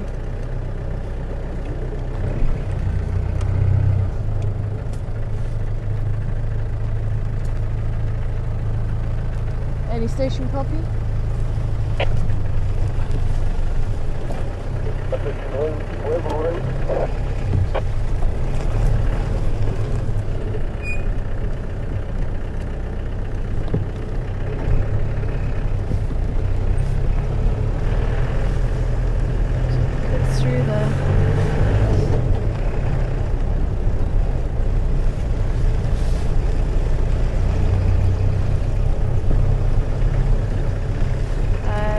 Not sure who was looking for a Juma station. Did you copy?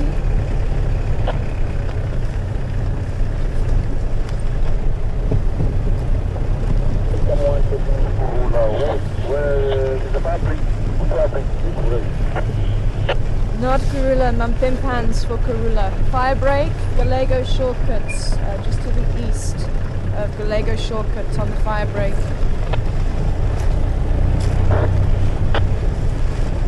There's a tree that's knocked over, and one of the Mampimpans sitting on top of the Shadulu.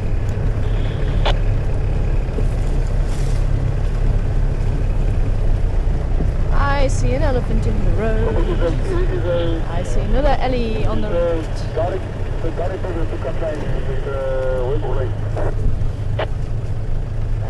Gary Buffalo Cut line, the fire break, and just east of Gallego shortcuts, east of that.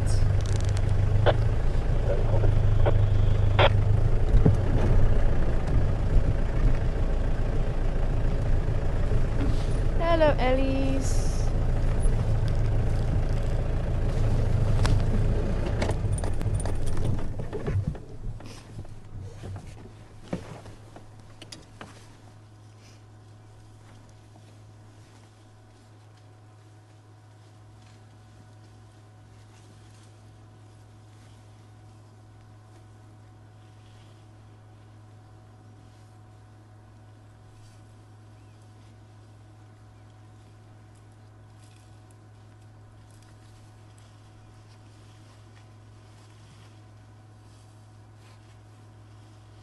And just as I was saying earlier, if you take out the herbivores with broken legs or anything, if you took out every carnivore that had an injury and rehabilitated it, and it did survive and put it back in, then that means that you're going to be increasing or keeping the carnivore population high, and those carnivores need to eat, so they're going to be keeping the herbivore populations low, or decimating them to some degree.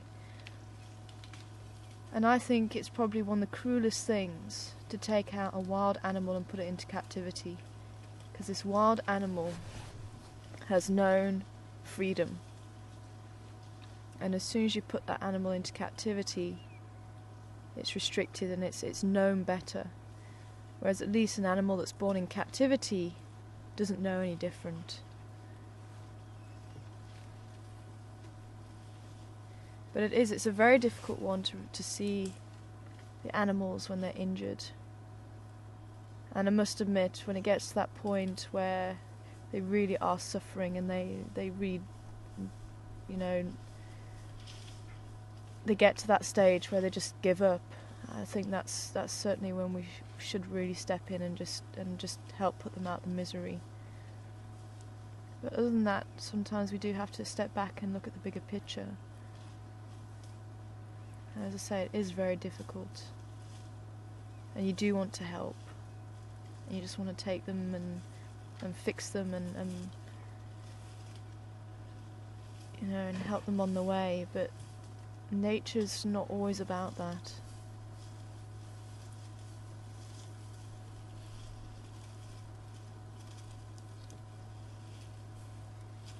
And it is a very cruel reality sometimes.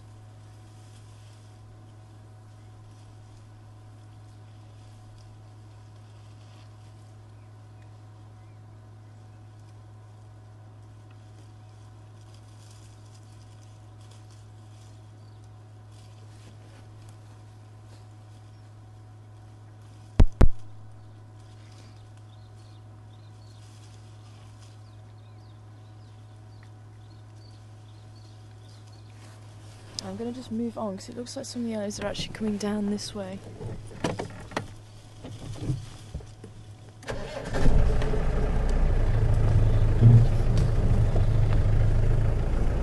this little female, she's not too sure about the vehicle.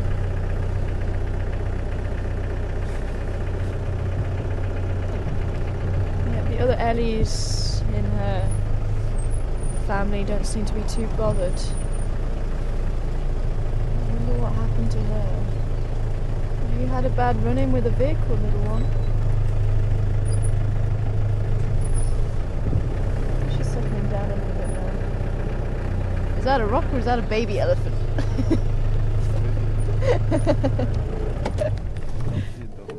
Oh, can you not? Oh, do I need to go forward? See, at least she's starting to settle down, this little one.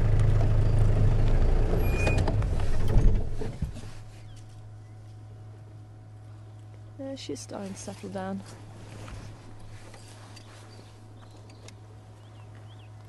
Station Slambia Vendlov on Gallego shortcut.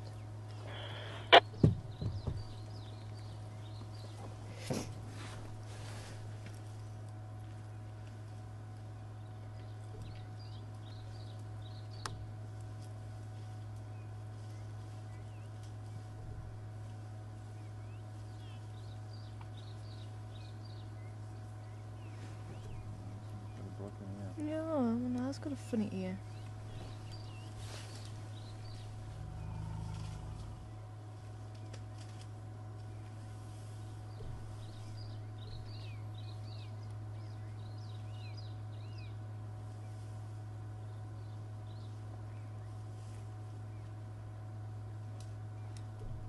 Oh, this baby is tiny. Sure. There we go again, sure. That is just so cute. Can you see it still? Mm.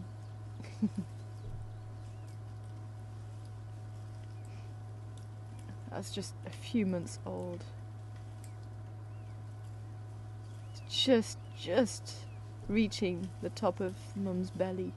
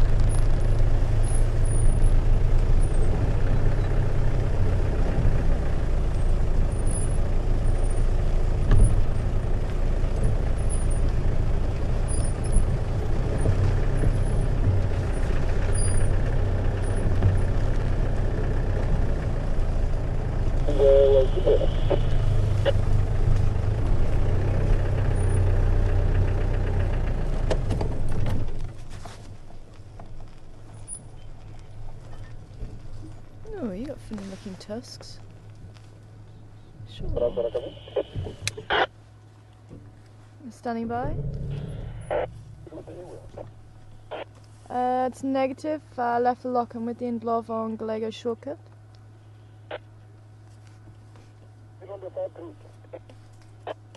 It was Lalapans on a Shidulu. You need to just have a look where there's a tree across the road on the fire break, and there's a Shidulu just next to it, and he was Lalapans there. I haven't seen the Mafazi, it was just the Madura.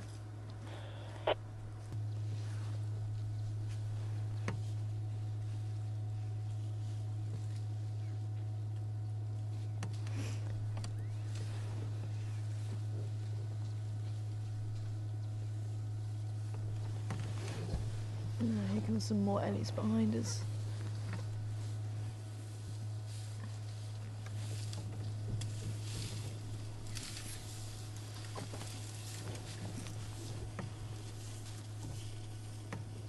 We're literally right in the middle of the herd.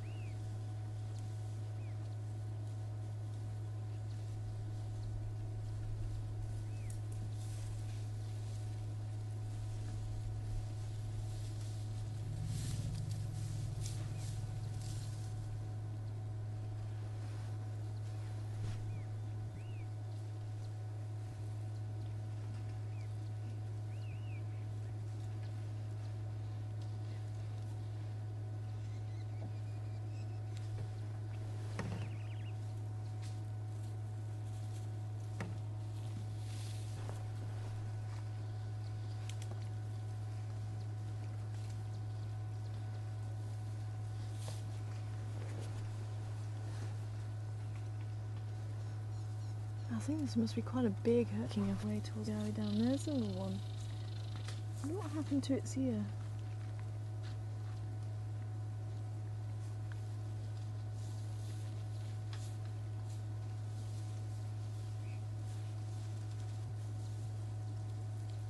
We have a hyena with its ear folded over. We've got a rhino with its ear folded over. I wonder if it's... or maybe something's actually attacked the cartilage in the ear, like a fungus or something. Good morning, stations in the north.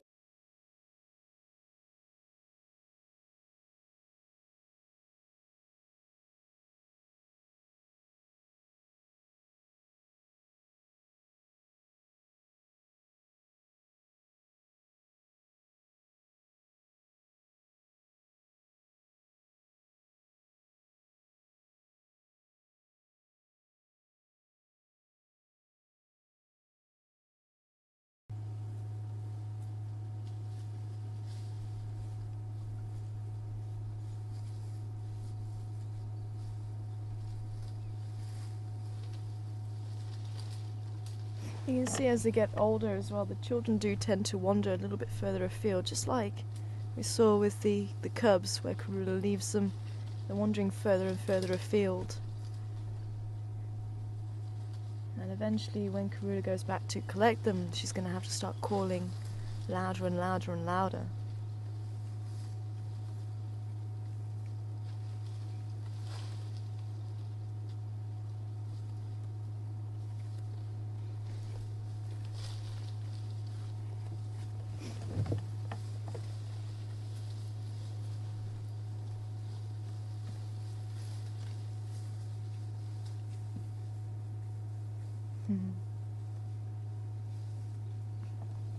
Oh, absolutely wonderful.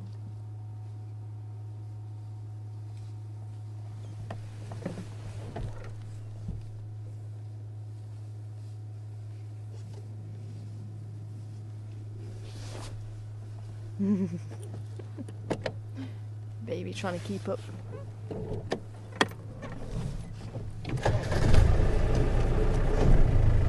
I don't know about you, but I think that's worth stopping for. I was just saying to everybody, I don't know about them, but I think that was worth stopping for, even though we're on the look out for the lions.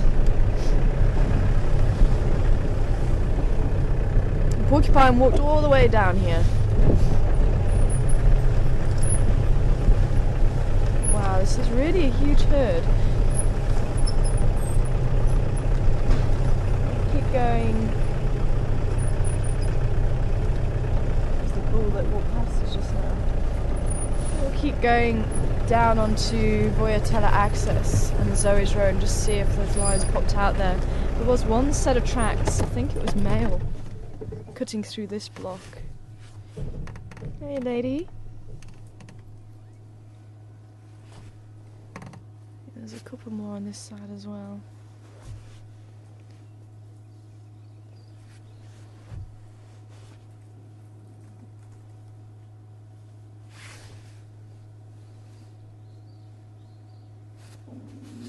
Ooh, excuse me.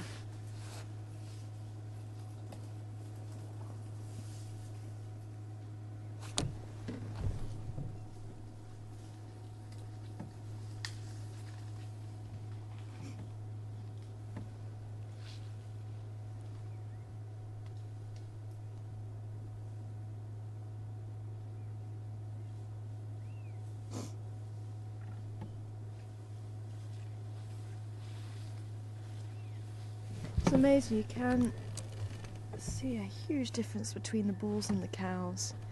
The cows, you're looking at maybe 4 tons, the bulls maybe sometimes 6 tons, maybe even larger.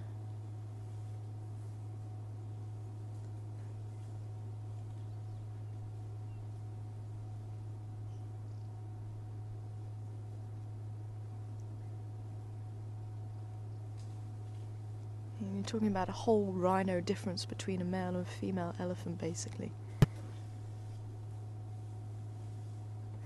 It's smelling them, look.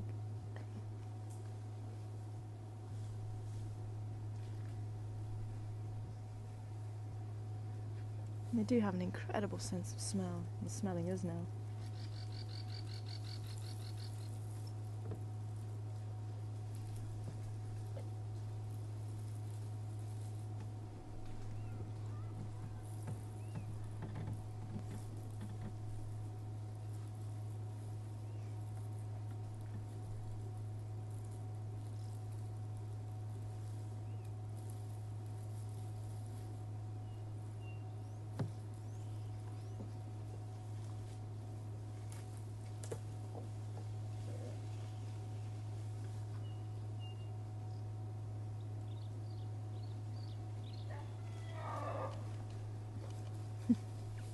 Someone's had a dispute.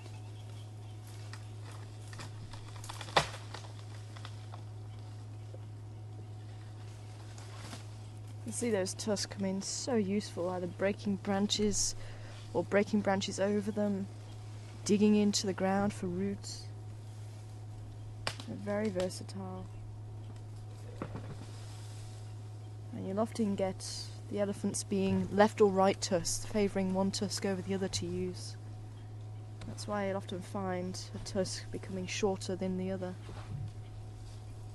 The baby's going to come up and say hello. He's still not too sure about him. I don't know if you're going to be able to see baby from there.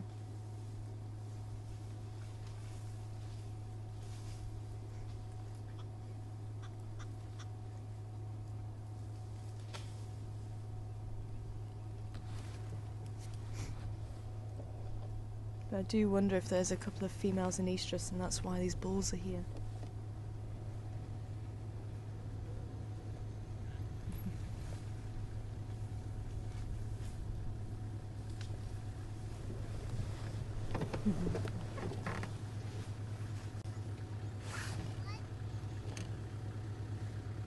Shall we continue on?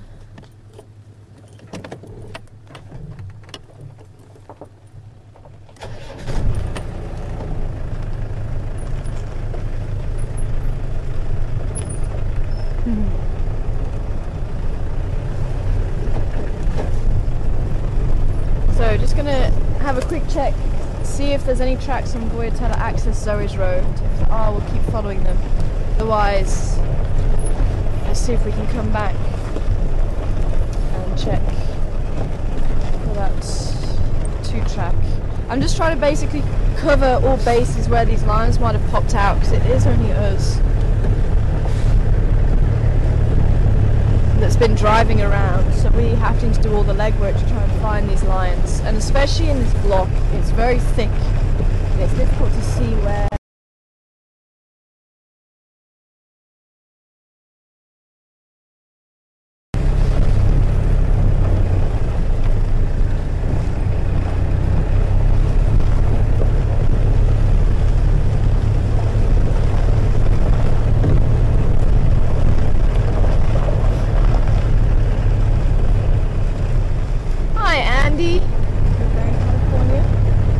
To you, wanting to know how big a branch can an elephant break. It depends on the size of the elephant. In a big bull like that, I've seen the bulls breaking branches this sort of thickness. You even see them toppling over huge marula trees and other trees that are probably about this thick. Not breaking them, but just toppling them.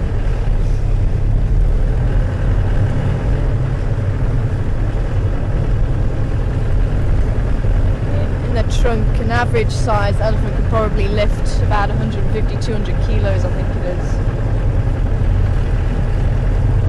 with the trunk.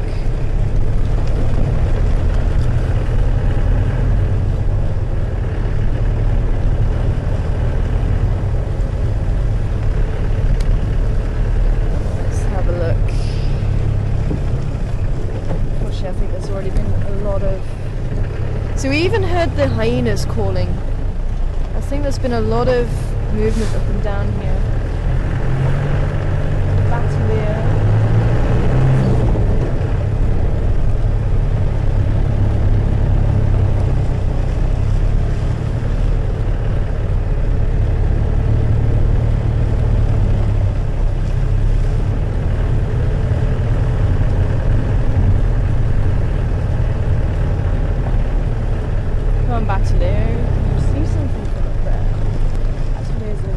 Sharp-eyed birds that can notice carcasses. To notice a carcass, sometimes it brings other birds to that.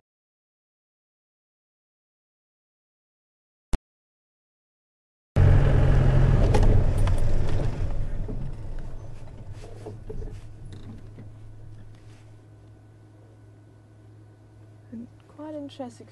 So we did hear the hyenas calling earlier, which is very unusual to hear the hyenas calling once the sun has risen. Generally because the contact calls made at night when they're more active, so maybe they found something. I didn't check quarantine this morning. We went straight down to the dam to have a look around for the lions. It's just having a look around. I'm not seeing any lion tracks down here, so maybe they didn't pop out this side.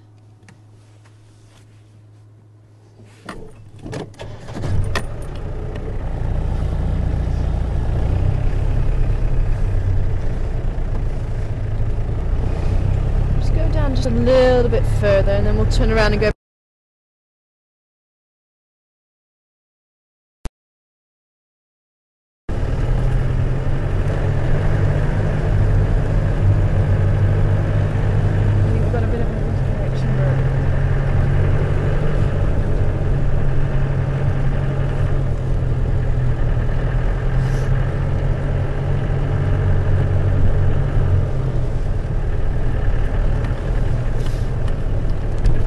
Okay.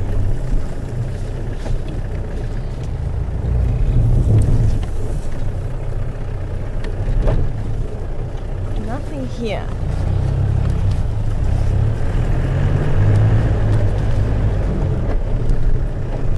Still nothing here.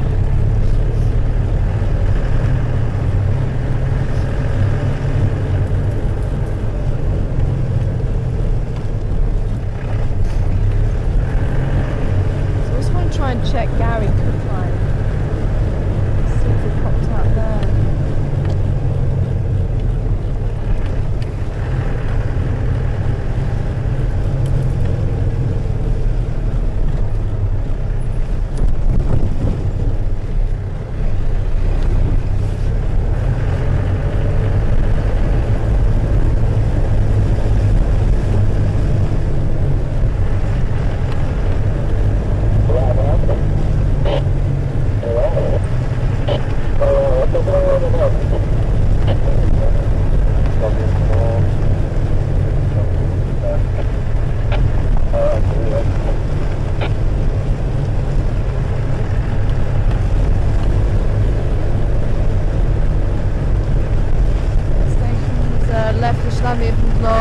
Lego shortcut, one station log.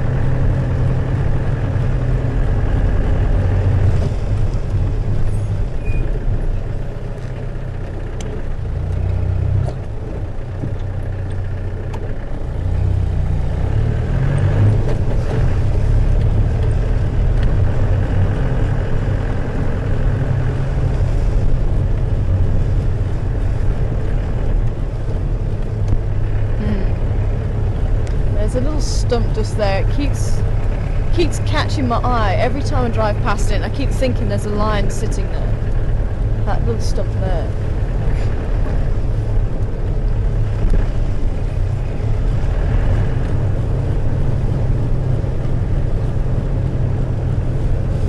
Ooh, there's a lion.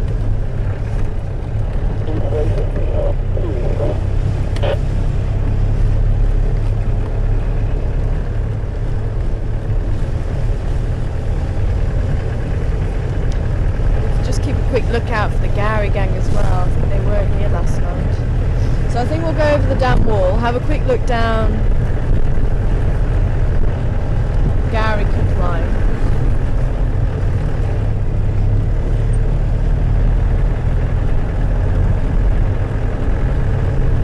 Maybe, just maybe, those cats are down. They disappeared where that other male went the other day, I think. Go try and find where it is that they go to.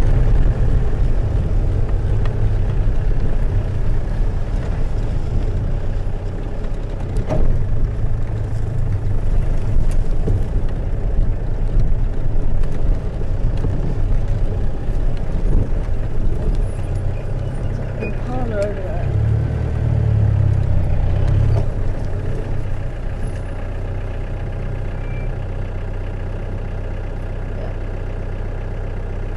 Impala.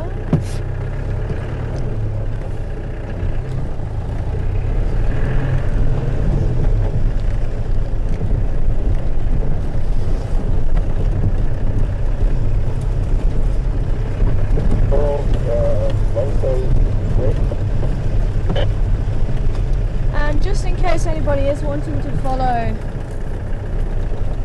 the animals for the next couple of weeks, they do have their own Facebook page. And if I do hear anything, I try and post what I've heard about them up on the Facebook page. So if you would like to follow Karula, the Cubs, Duna, Mishu, then they do have those Facebook pages if you like them. Or if you want to have updates about the cats as and when we get them, then that's where you can find that information. And the same with the young kahumas as well. So if we do hear anything from the young kahuma males, we'll post up there.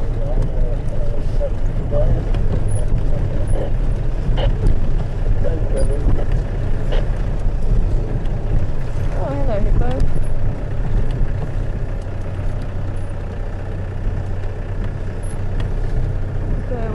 hammercock sitting on its back.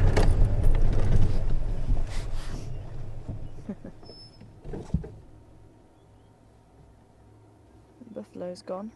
There was a buffalo around here earlier. Maybe they're keeping each other company.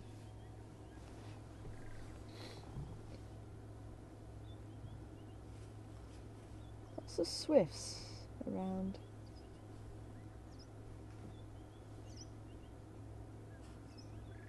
Swifts tend to have more of a sickle shape, wing shape, whereas the swallows, it tends to be quite a straight edge and then sort of bent at 45 degrees at the end, usually.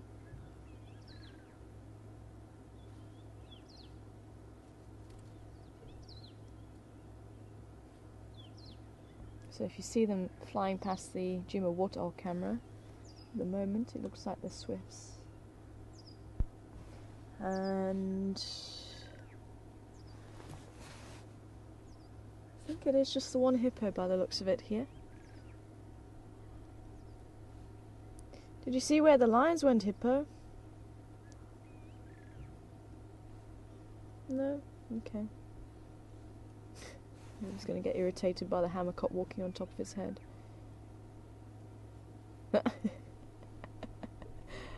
Why are you going to that side?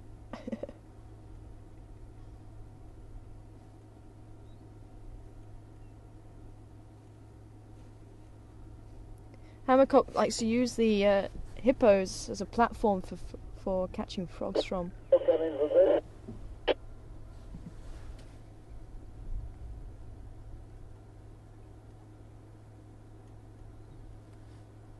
And if you see the hammercock catching one, you'll see them taking it to the shoreline and start hitting the frog on the ground, trying to get all the slime off, because it's usually the platanas, the African clawed frogs. I don't know where the baboons have gone. Let's try and catch up with them. They might make their way down towards Gowrie Dam.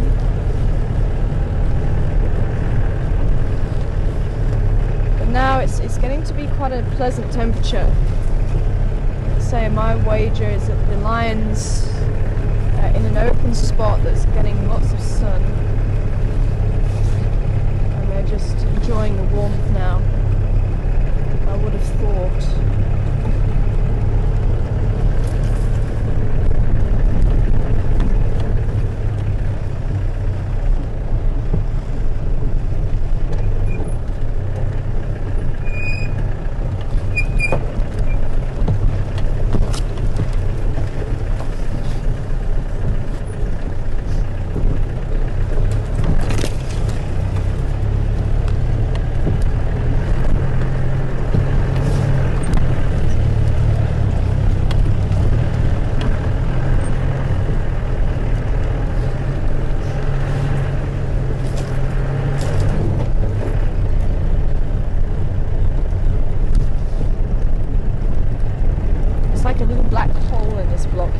Anything goes in here, you very rarely find it.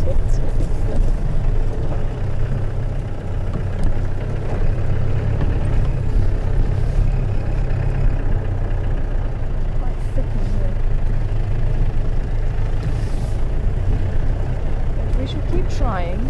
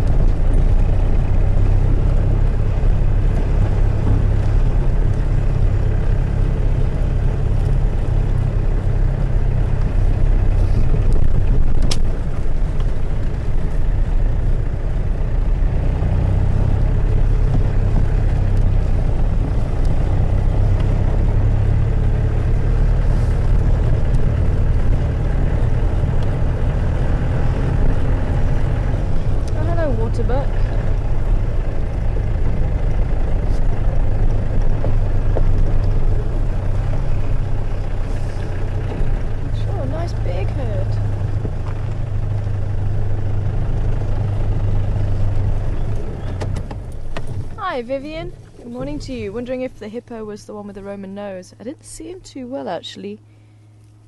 I don't think it was. Wow, look at this. 1, 2, 3, 4, 5, 6, 7, 8, 9, 10, 11, 12, 13, 14 waterbuck. Wow. Such a beautiful antelope. Are you on the little boy? You can just about see his horns poking through.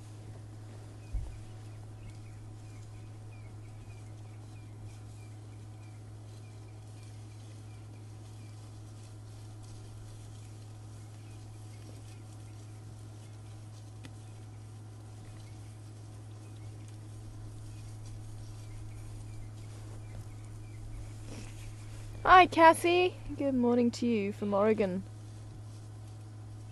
Wanting to know if there's fish in the dam that will clean the mouths of the hippos. And it's usually the barbel that do it. And I'm pretty sure there will be some catfish or barbel in the dam. Guys, because if the lions are in there somewhere, they'll give us a shout. But I still think they might just be further north in here. One male's tracks, but they were all it was the females that came in here. There was that one set of male's tracks heading into the block west of the Lego shortcut.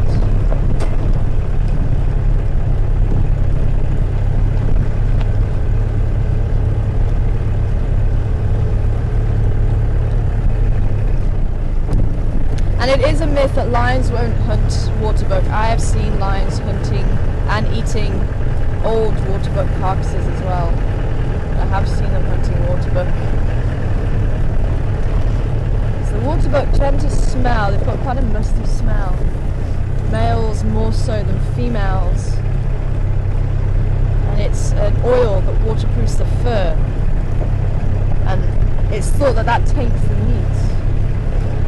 That's why crocodiles and lions won't eat them. I say it is a bit of a bush myth, that one. And even 3 or 4 day old carcass I've seen lions eat. There's our battalier again.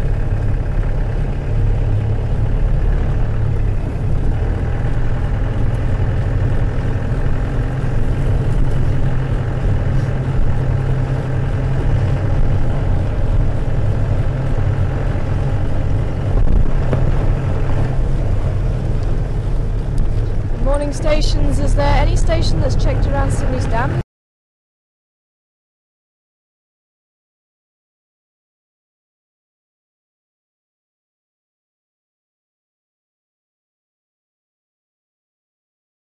I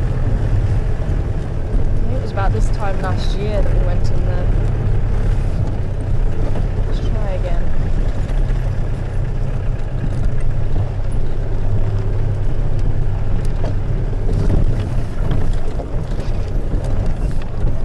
I'd love to try and find these lions. We'll have a quick look down there, otherwise we'll try and head back to spend a bit more time with the cubs, see if the cubs are awake. Stood around there.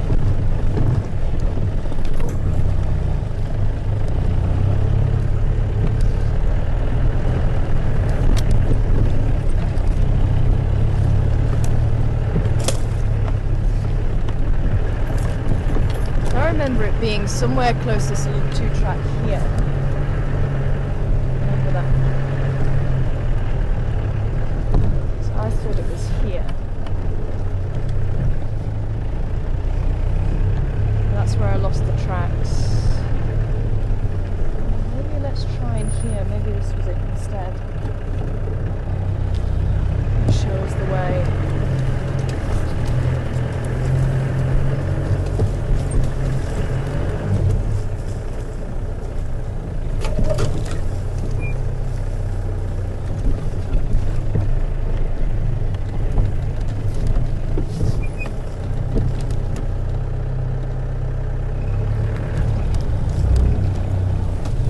At that stage, Seb? Were you here when there was the Majingi lions on the carcass down here? You weren't.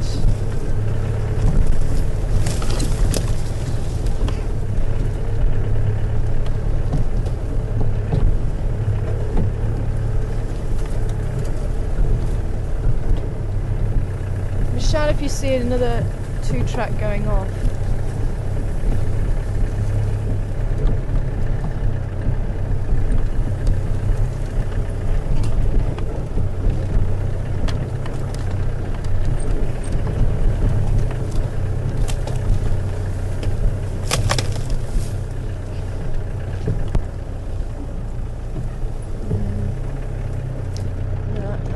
To be a little bit closer to the drainage line.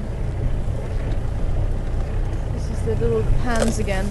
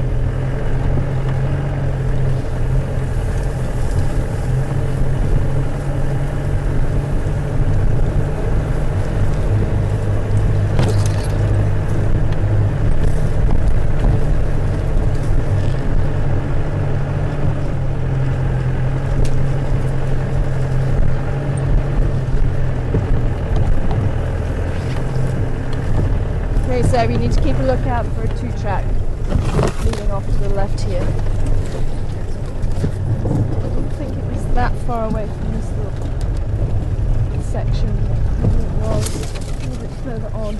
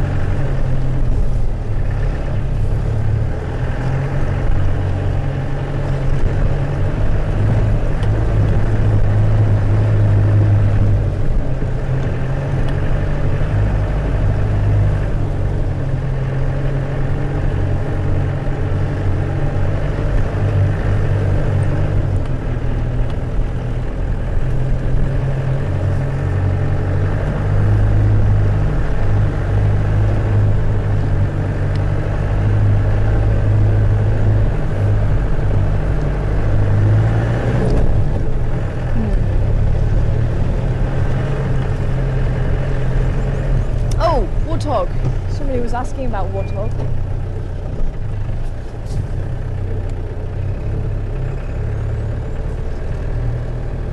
I don't know if you can see him through there.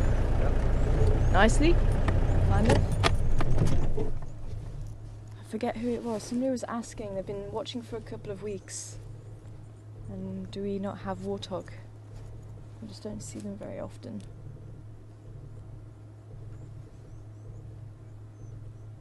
And when we do, they tend to be quite skittish. But whatever he's found is obviously something quite interesting. There is the odd one or two individuals that are fairly relaxed.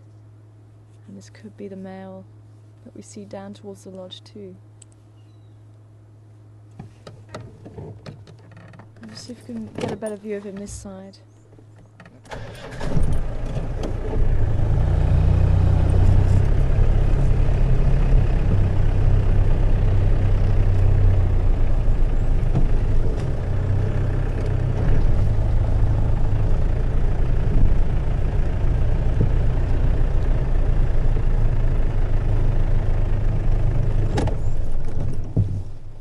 This is the big male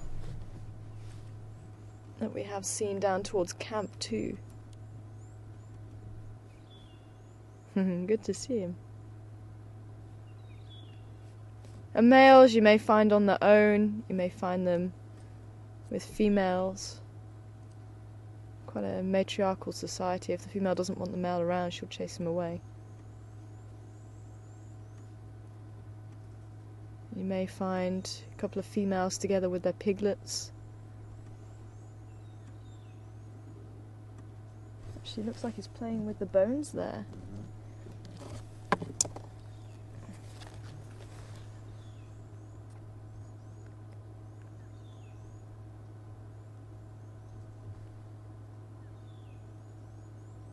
And they do eat insects, so it could be that he's moving the bones around to find any insects underneath them.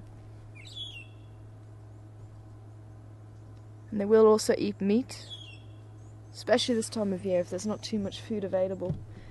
Like other pigs, they will eat meat.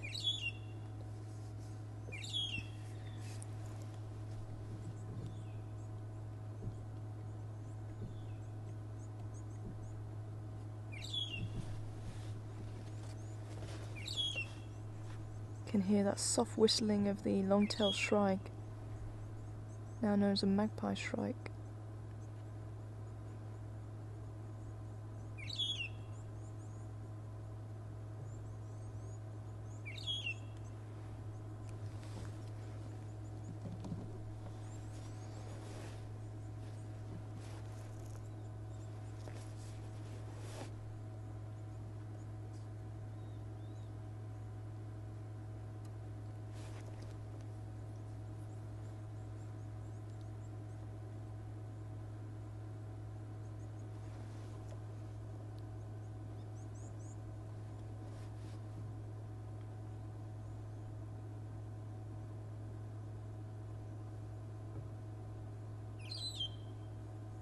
It's always amazing to me. A big male warthog can weigh in sometimes the same as a small leopard, small male leopard, 60 kilos for a big boar. Always amazes me. And they are, if you saw the teeth, those teeth can be razor sharp, especially the bottom ones that rub against the top. You saw the curved ones. Bottom ones that you've got to be careful of. Well, top ones as well, but they're the razor sharp ones. And if there is a leopard that's trying to hunt,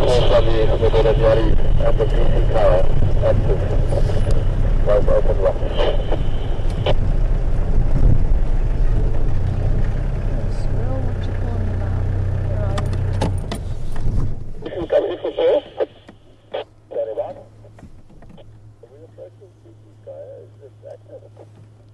Very much so. One of the big girls over there, they've got a old rally leg there. And it's from that dial-up bumper. But one of the females is there, and then the 5 little guys running around. With the 4 other boys on that entrance road there. Thank you very much. I was hoping that squirrel might tell us if there was a cat here and here. I think he was calling for us.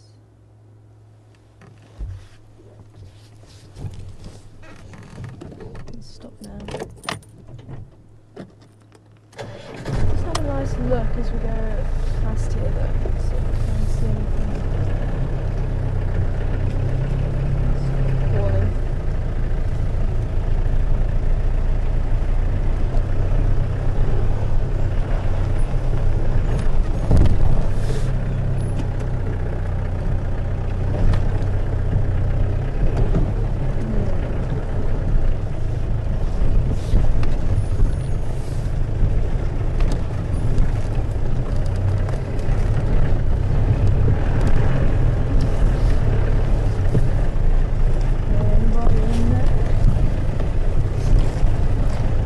Yes, leopards who, or lions for that matter, anyone that's hunting warthogs, very, very careful of those teeth.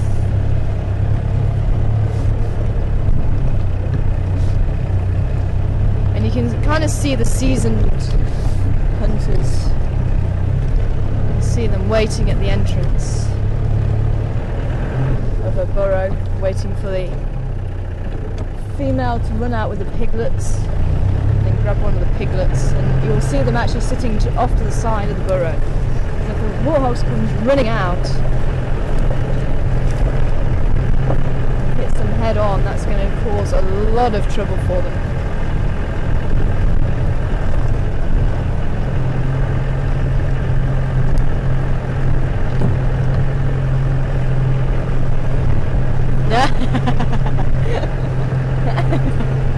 Nice one, Jan. Shame. The water bug have a harder time of it because they have a target on their butt. You would have thought so, hey? But I don't think they're hunted as much maybe as other antelopes. They're quite a large antelope. I know, you don't... maybe that was why the myth came around, because you don't really see them being hunted.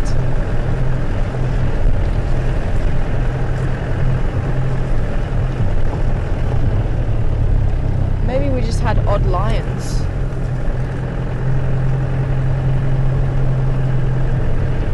Is there any station with the pimpans on the fire break?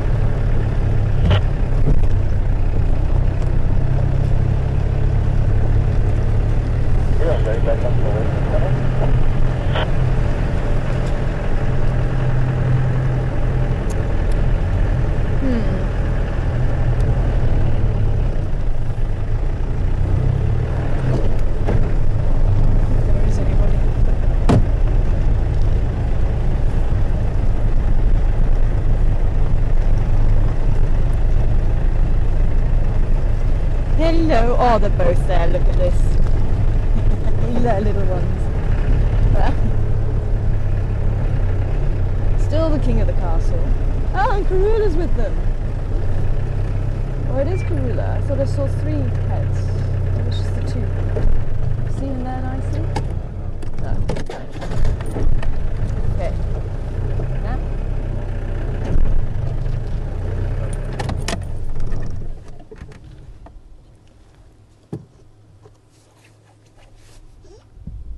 Oh, maybe she's looking out for the little girl. There's 3 of them. Oh, there is 3 of them. Oh, beautiful.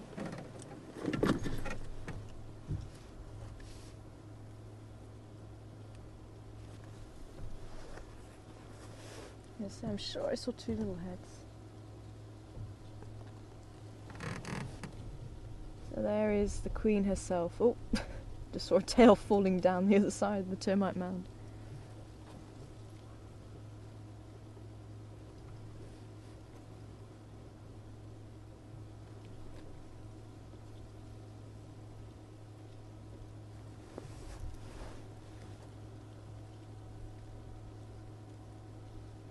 He's definitely a mummy's boy. You sure you saw both of them? Yeah. Oh,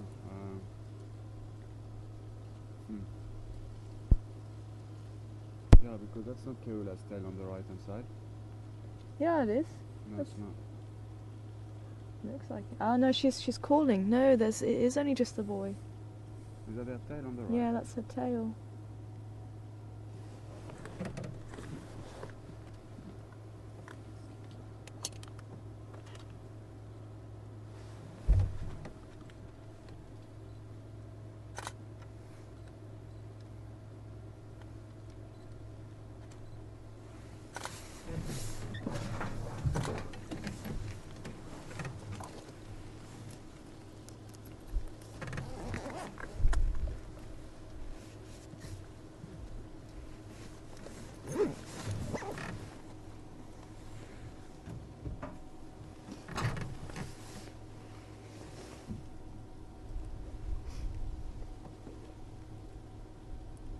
Where's your daughter? You can see she's kind of making that call, but she's been quiet about it. When she doesn't respond, she'll either start walking and calling, or just calling louder. Stand by. Standing by, Bernie.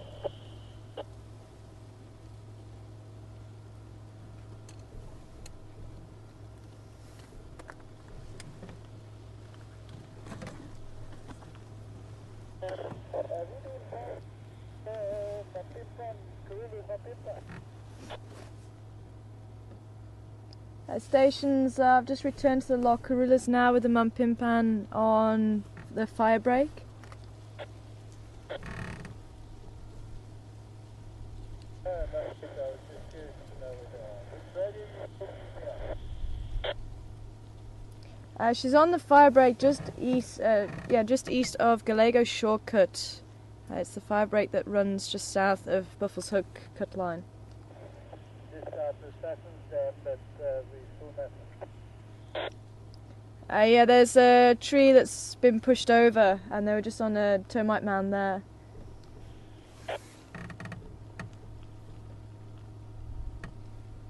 I'm at the lock now if you're wanting to come back into the lock.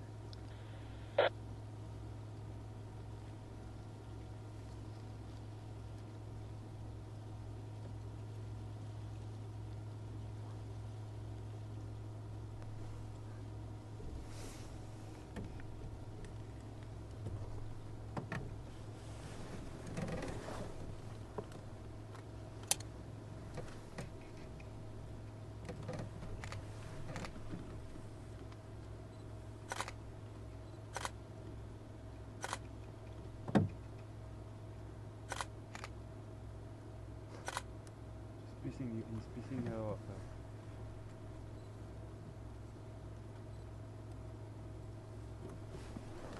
She's looking for the little female.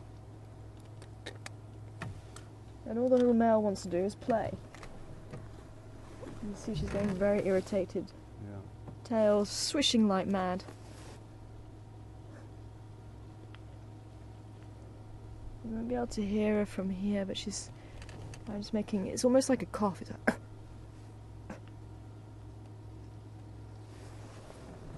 and he is gonna get told off big time if he doesn't stop running around Mum.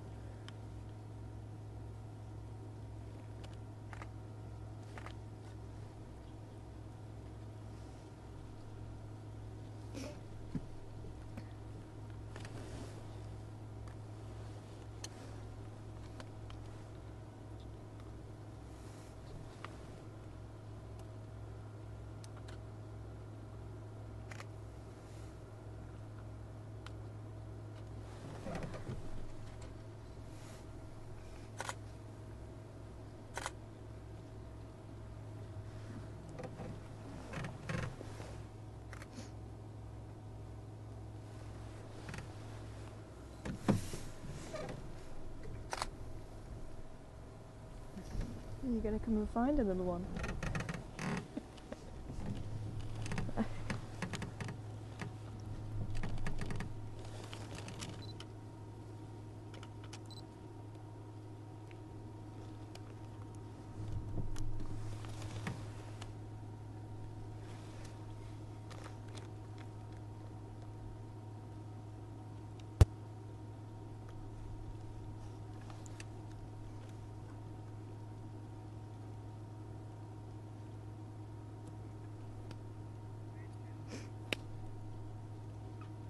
That's right, Annette, and still no sign of the little girl. We thought all three were up there, but the tail that Sebastian thought was the little girl is actually Karula's.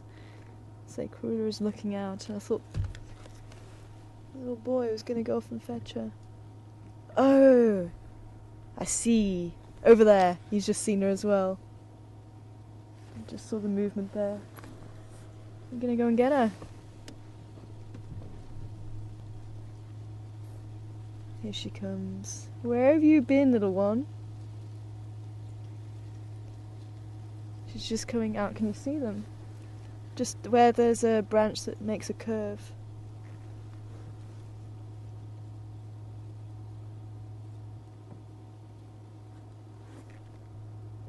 She's here, Karula. I'm sure she can see her.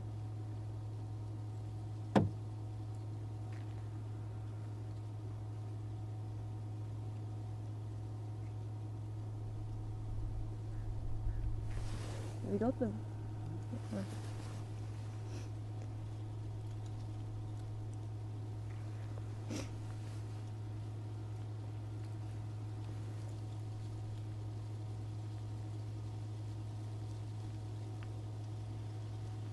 We're gonna have to change the battery. Oh, we're gonna have to change the battery. Don't go anywhere.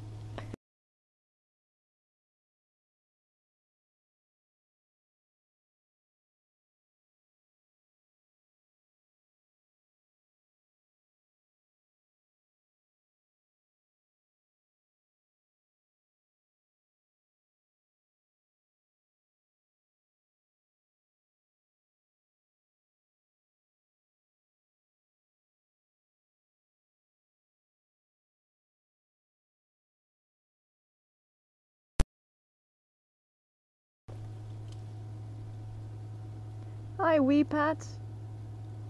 Wanting to know what the little male called the little girl. And I think there's been a lot of eye contact between them. And there's a lot of eye contact going on between them now. And Karula is still calling her. But I don't think he's calling her.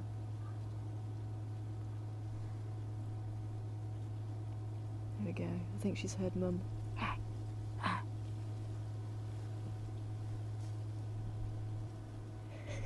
You're gonna get pounced on.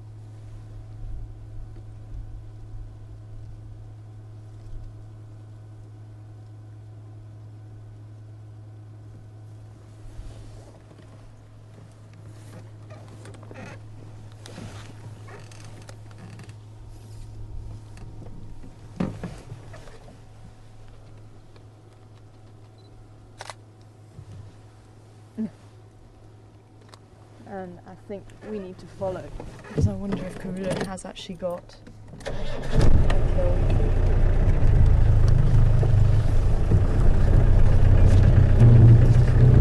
Oh, wait for him to go.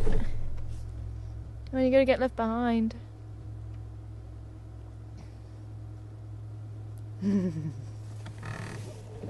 Wait for me, Mom.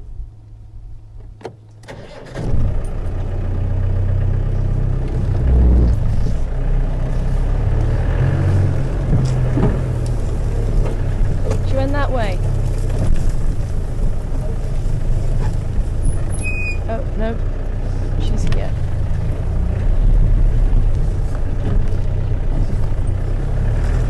Let's go around the back here, see what they're up to. There go the kids.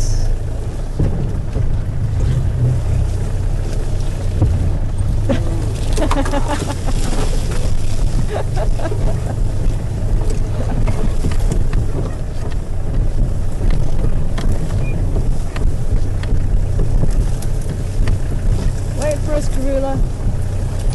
We're on our way.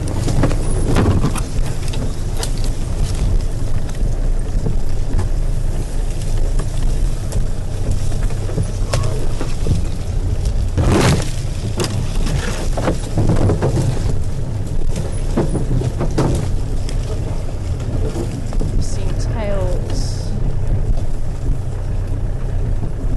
streaking through the bush.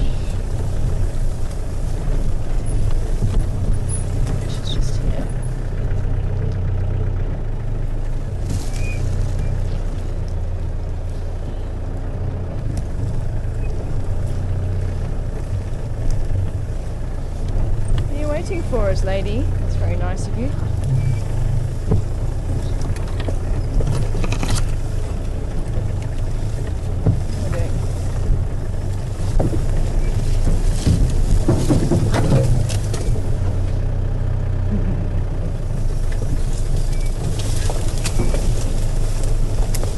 I saw tail streaking off there.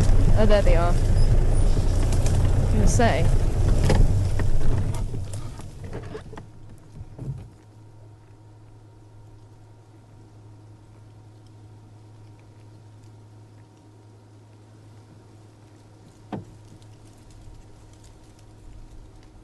Come on, little one.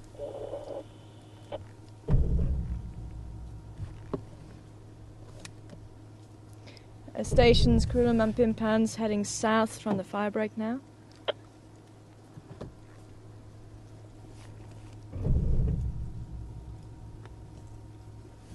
So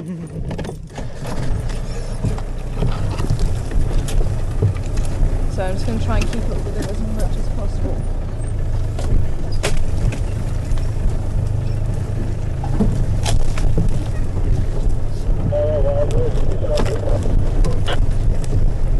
Did you copy my last message? They're firing south from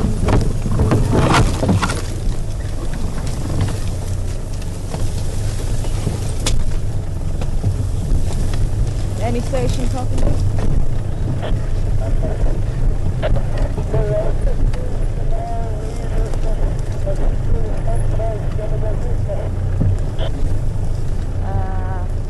Where did they go?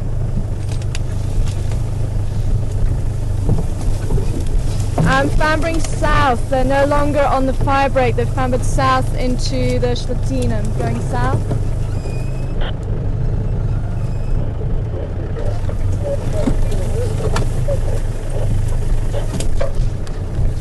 Did you see where they went, Sebastian?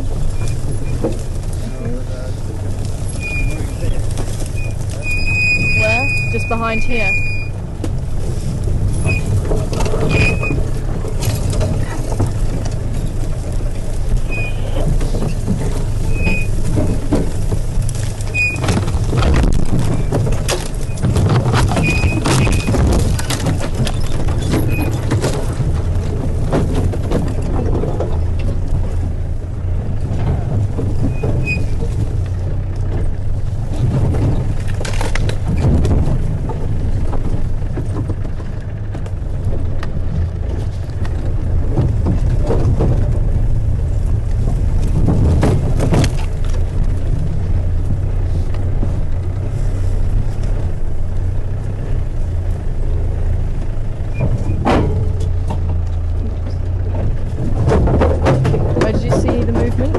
Here.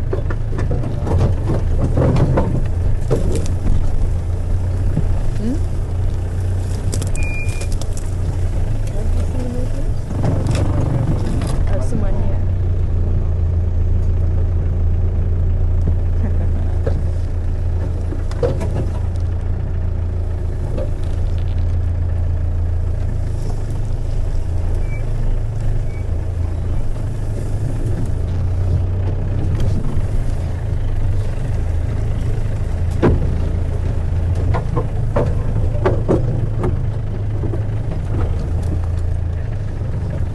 I'm wondering the same thing, wee Pat.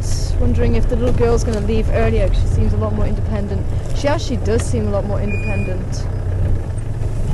I say, she wasn't really responding to the calls of her mother too much.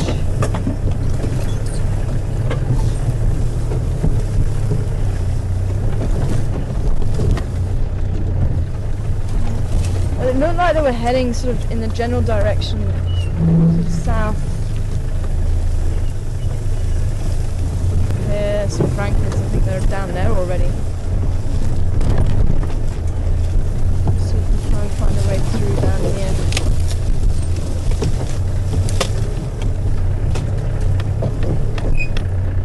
If I can.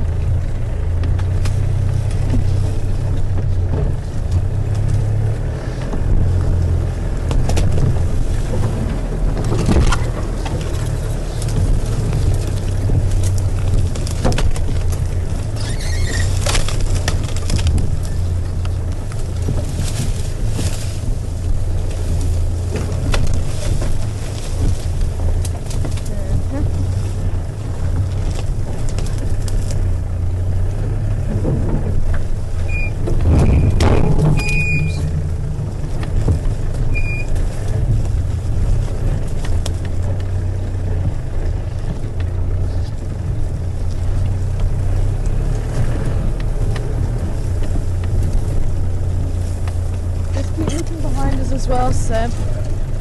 I'm just wondering if they're still that side somewhere.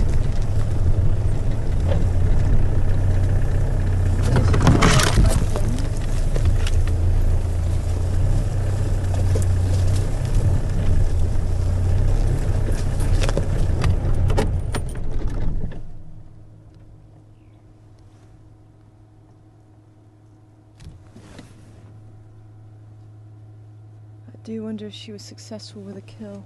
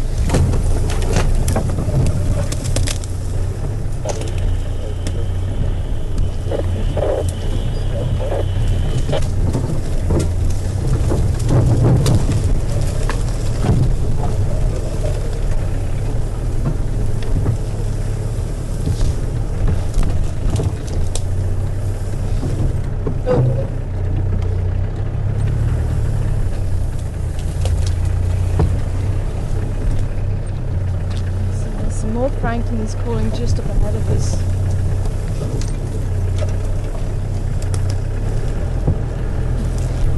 And if we're coming out where I think we're coming out, we should be pretty close to the road, and hopefully we might just be able to catch up with her again.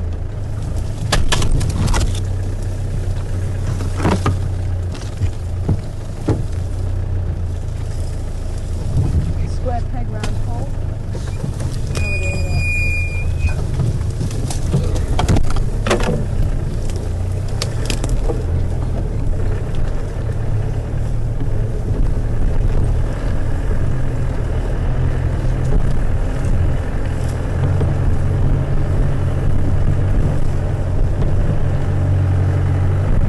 Yep. Here's where the elephants have taken a mud bath before.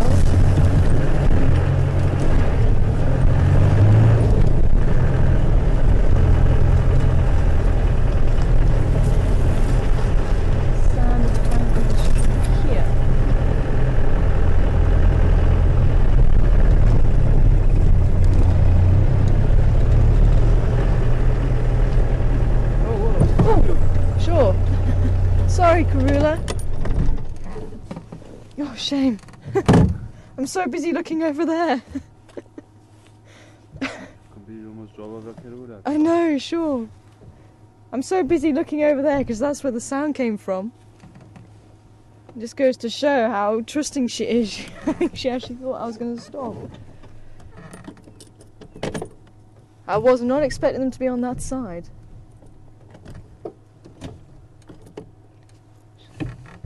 Stations relocated Karula Mantuan, safe Fambring south on Gallego shortcut.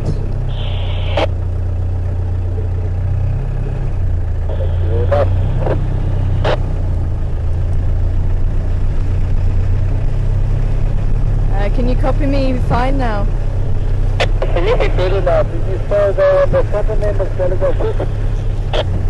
They're going south. They've just passed that little 2-track that leads up towards the fire break. They're actually on Gallego shortcut heading south, probably about halfway along.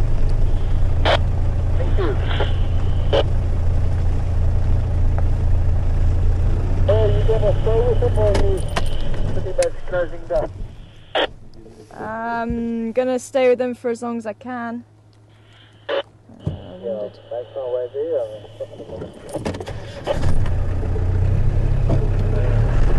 How flat? Okay. Let's try and keep up with them as much as possible then. We'll try and keep up with them as much as possible. We are getting a flat tyre apparently.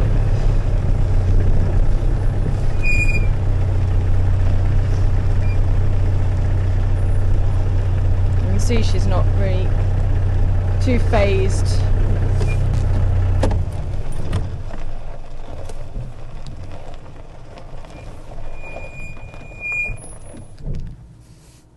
Quite interesting though, the little boy is hanging back a little bit now.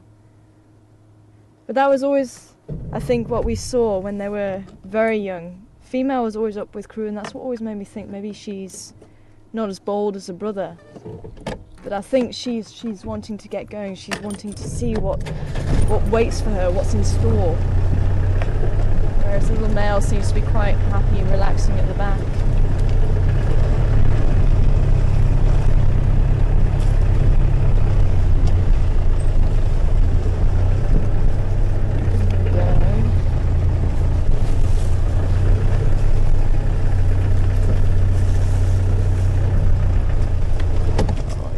Beautiful girl.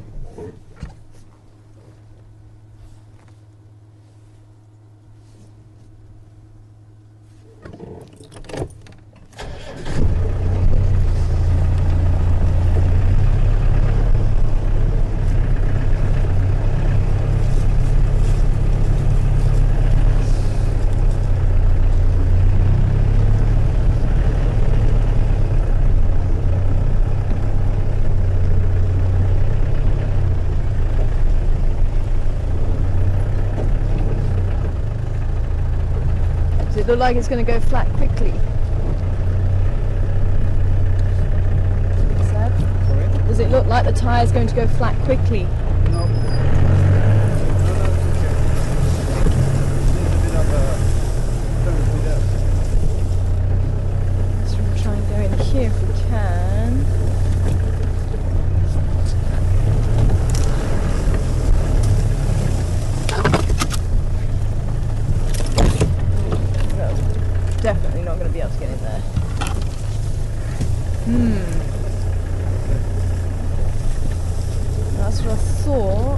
big stump there. Just keep a watch on this side for me.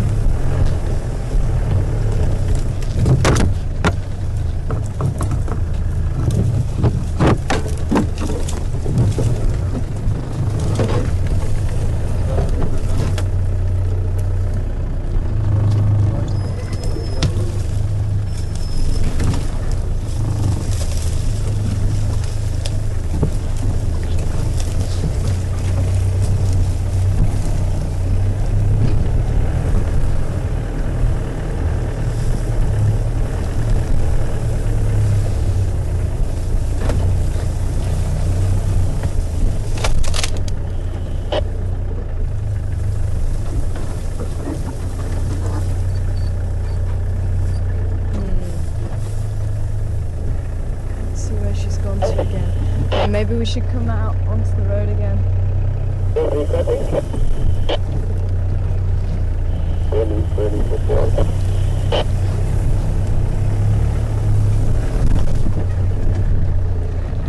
There's a lot of hidden logs here.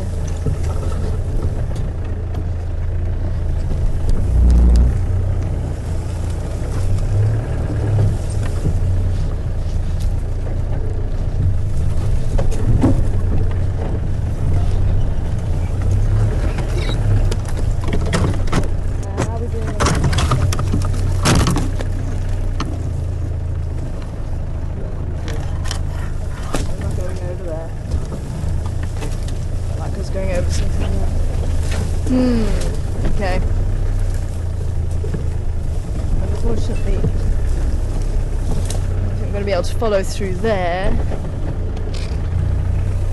I just want to try one more spot before we say goodbye, if it's possible.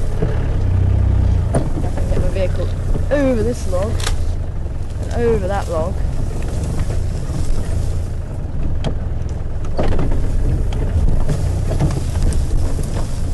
Doing.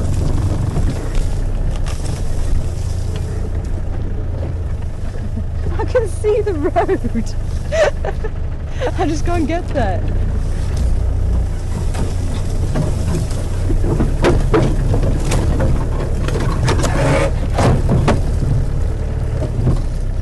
No.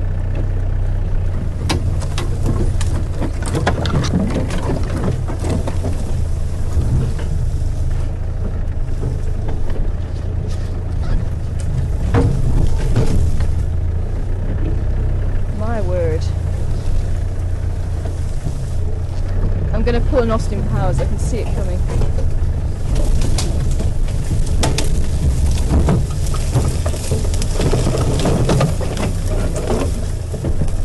Just try and...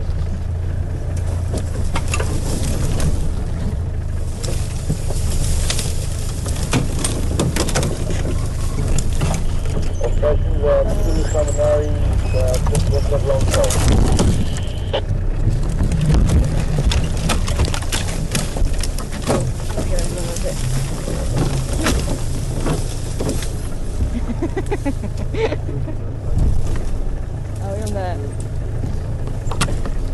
Okay, we're gonna have to try and dig in there.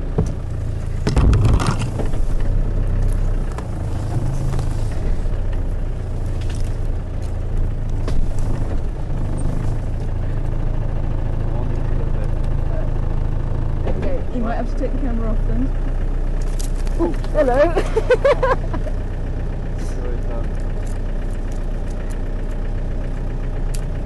Let me just see if I can try and swing around a little bit more.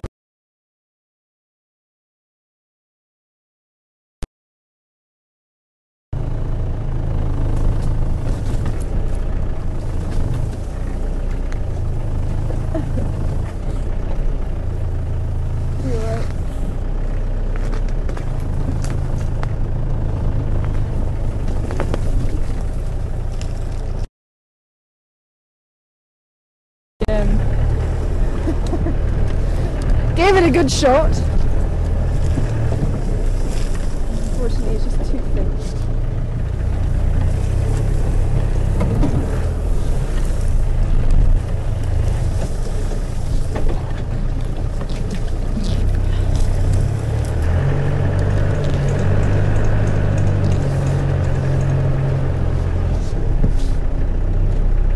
So unfortunately I think we are going to have to say goodbye. But if we do come across her again as we drive down here, then we'll cut back live. But otherwise